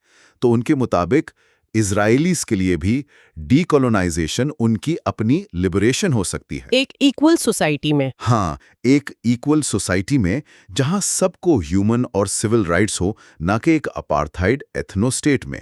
تو چیپٹر 9 کا نچوڑ یہ ہے کہ آتھر کے نزدیک پیلسٹین پر زائنسٹ حق کے دعوے کمزور ہیں اور اصل آزادی سب کے لیے برابری ہے۔ یہ کافی کمپریہنسو تھا۔ اب چلتے ہیں پارٹ 3 کی طرف، towards collective liberation. What does free Palestine even mean? یہاں آتھر فری پیلسٹائن کو صرف ایک اسٹیٹ سے آگے لے جاتی ہیں۔ ان کا ویژن کیا ہے؟ ہاں، یہ حصہ ان کے اپنے پولیٹیکل پرسپیکٹو، جو کہ انارکسٹ ہے، اس پر بیسڈ ہے۔ وہ کہتی ہیں کہ ایک انارکسٹ ہونے کے ناطے ان کا ویژن نیشن سٹیٹس کے کانسیپٹ سے ہی پرے ہے۔ اچھا، مطلب بارڈرز نہ ہوں۔ بالکل، وہ ایک ایسی دنیا چاہتی ہیں جہاں ہائرارکیز نہ ہوں، بارڈرز نہ ہوں، اسٹیٹ وائلنس نہ ہو، سوسائٹی کوآپریٹو ہو، میوچول ایڈ اور ڈائریکٹ ڈیموکریسی پر چلے۔ لوگ اکثر انارکزم کو کیوس سمجھتے ہیں، لیکن آتھر کا ویژن کافی سٹرکچرڈ لگ رہا ہے۔ وہ کہتی ہیں ہمیں ایسے پازیٹیو ویژنز کم کیوں نظر آتے ہیں؟ جی، وہ کہتی ہیں کہ ہمارا کلچر، خاص کر میڈیا، ہماری امیجنیشن کو لمٹ کرتا ہے۔ ہمیں یا تو انڈیویجول ہیروز جیسے بیٹ مین دکھائے جاتے ہیں جو سسٹم نہیں بدلتے، ہاں، یا پھر ڈسٹوپین فیوچرز جیسے Mad Max, Black Mirror, positive collective futures کے ایگزامپلز کم ملتے ہیں۔ اس لیے وہ کہتی ہیں کہ radical leftist scholars decolonial history اور یوٹوپین فکشن پڑھنا چاہیے، جیسے سولار پنک۔ ہاں، solar punk, black futurism, indigenous futurism, جو ڈفرنٹ پرسپیکٹیو سے بہتر دنیا امیجن کرتے ہیں۔ تو ان کا اپنا یوٹوپین ویژن کیا ہے پھر ڈیٹیل میں؟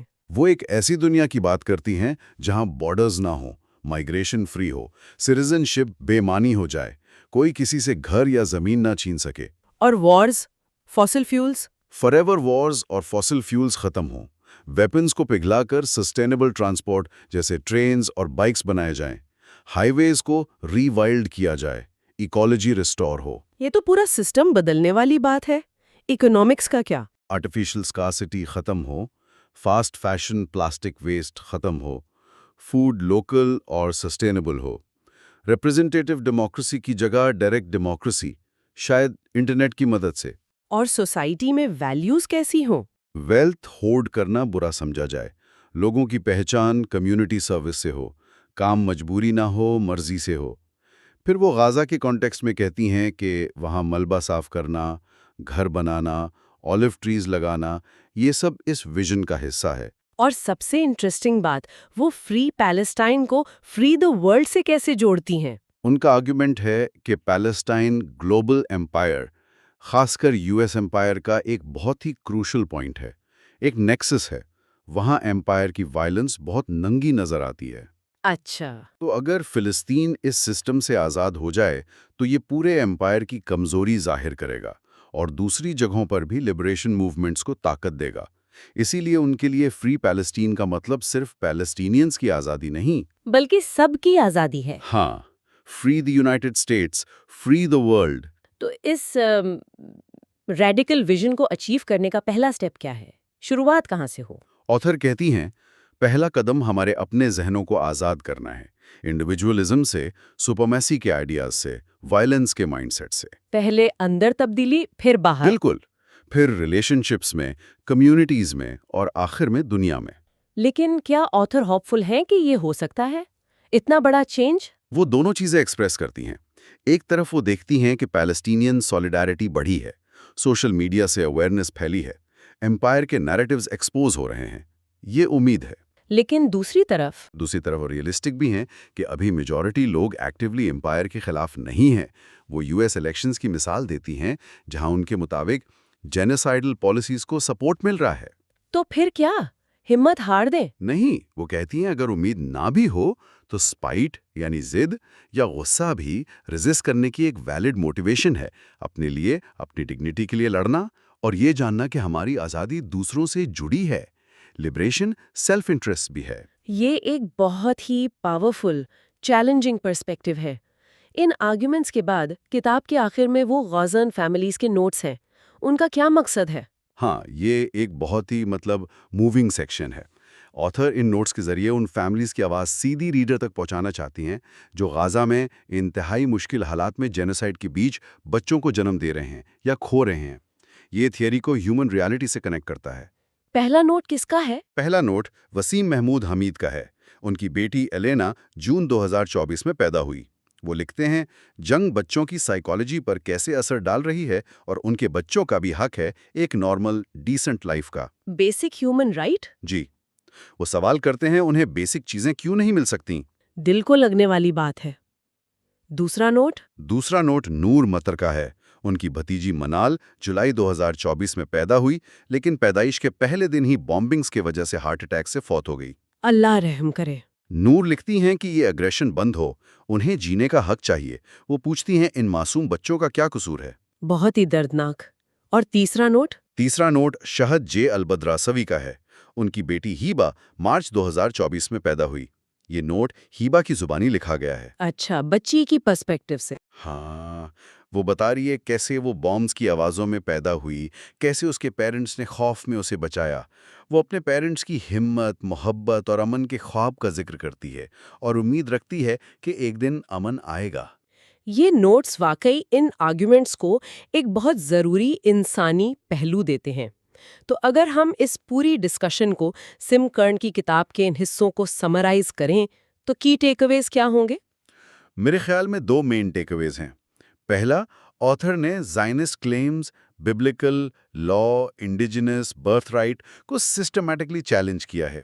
ان کے مطابق یہ کمزور ہیں۔ ٹھیک۔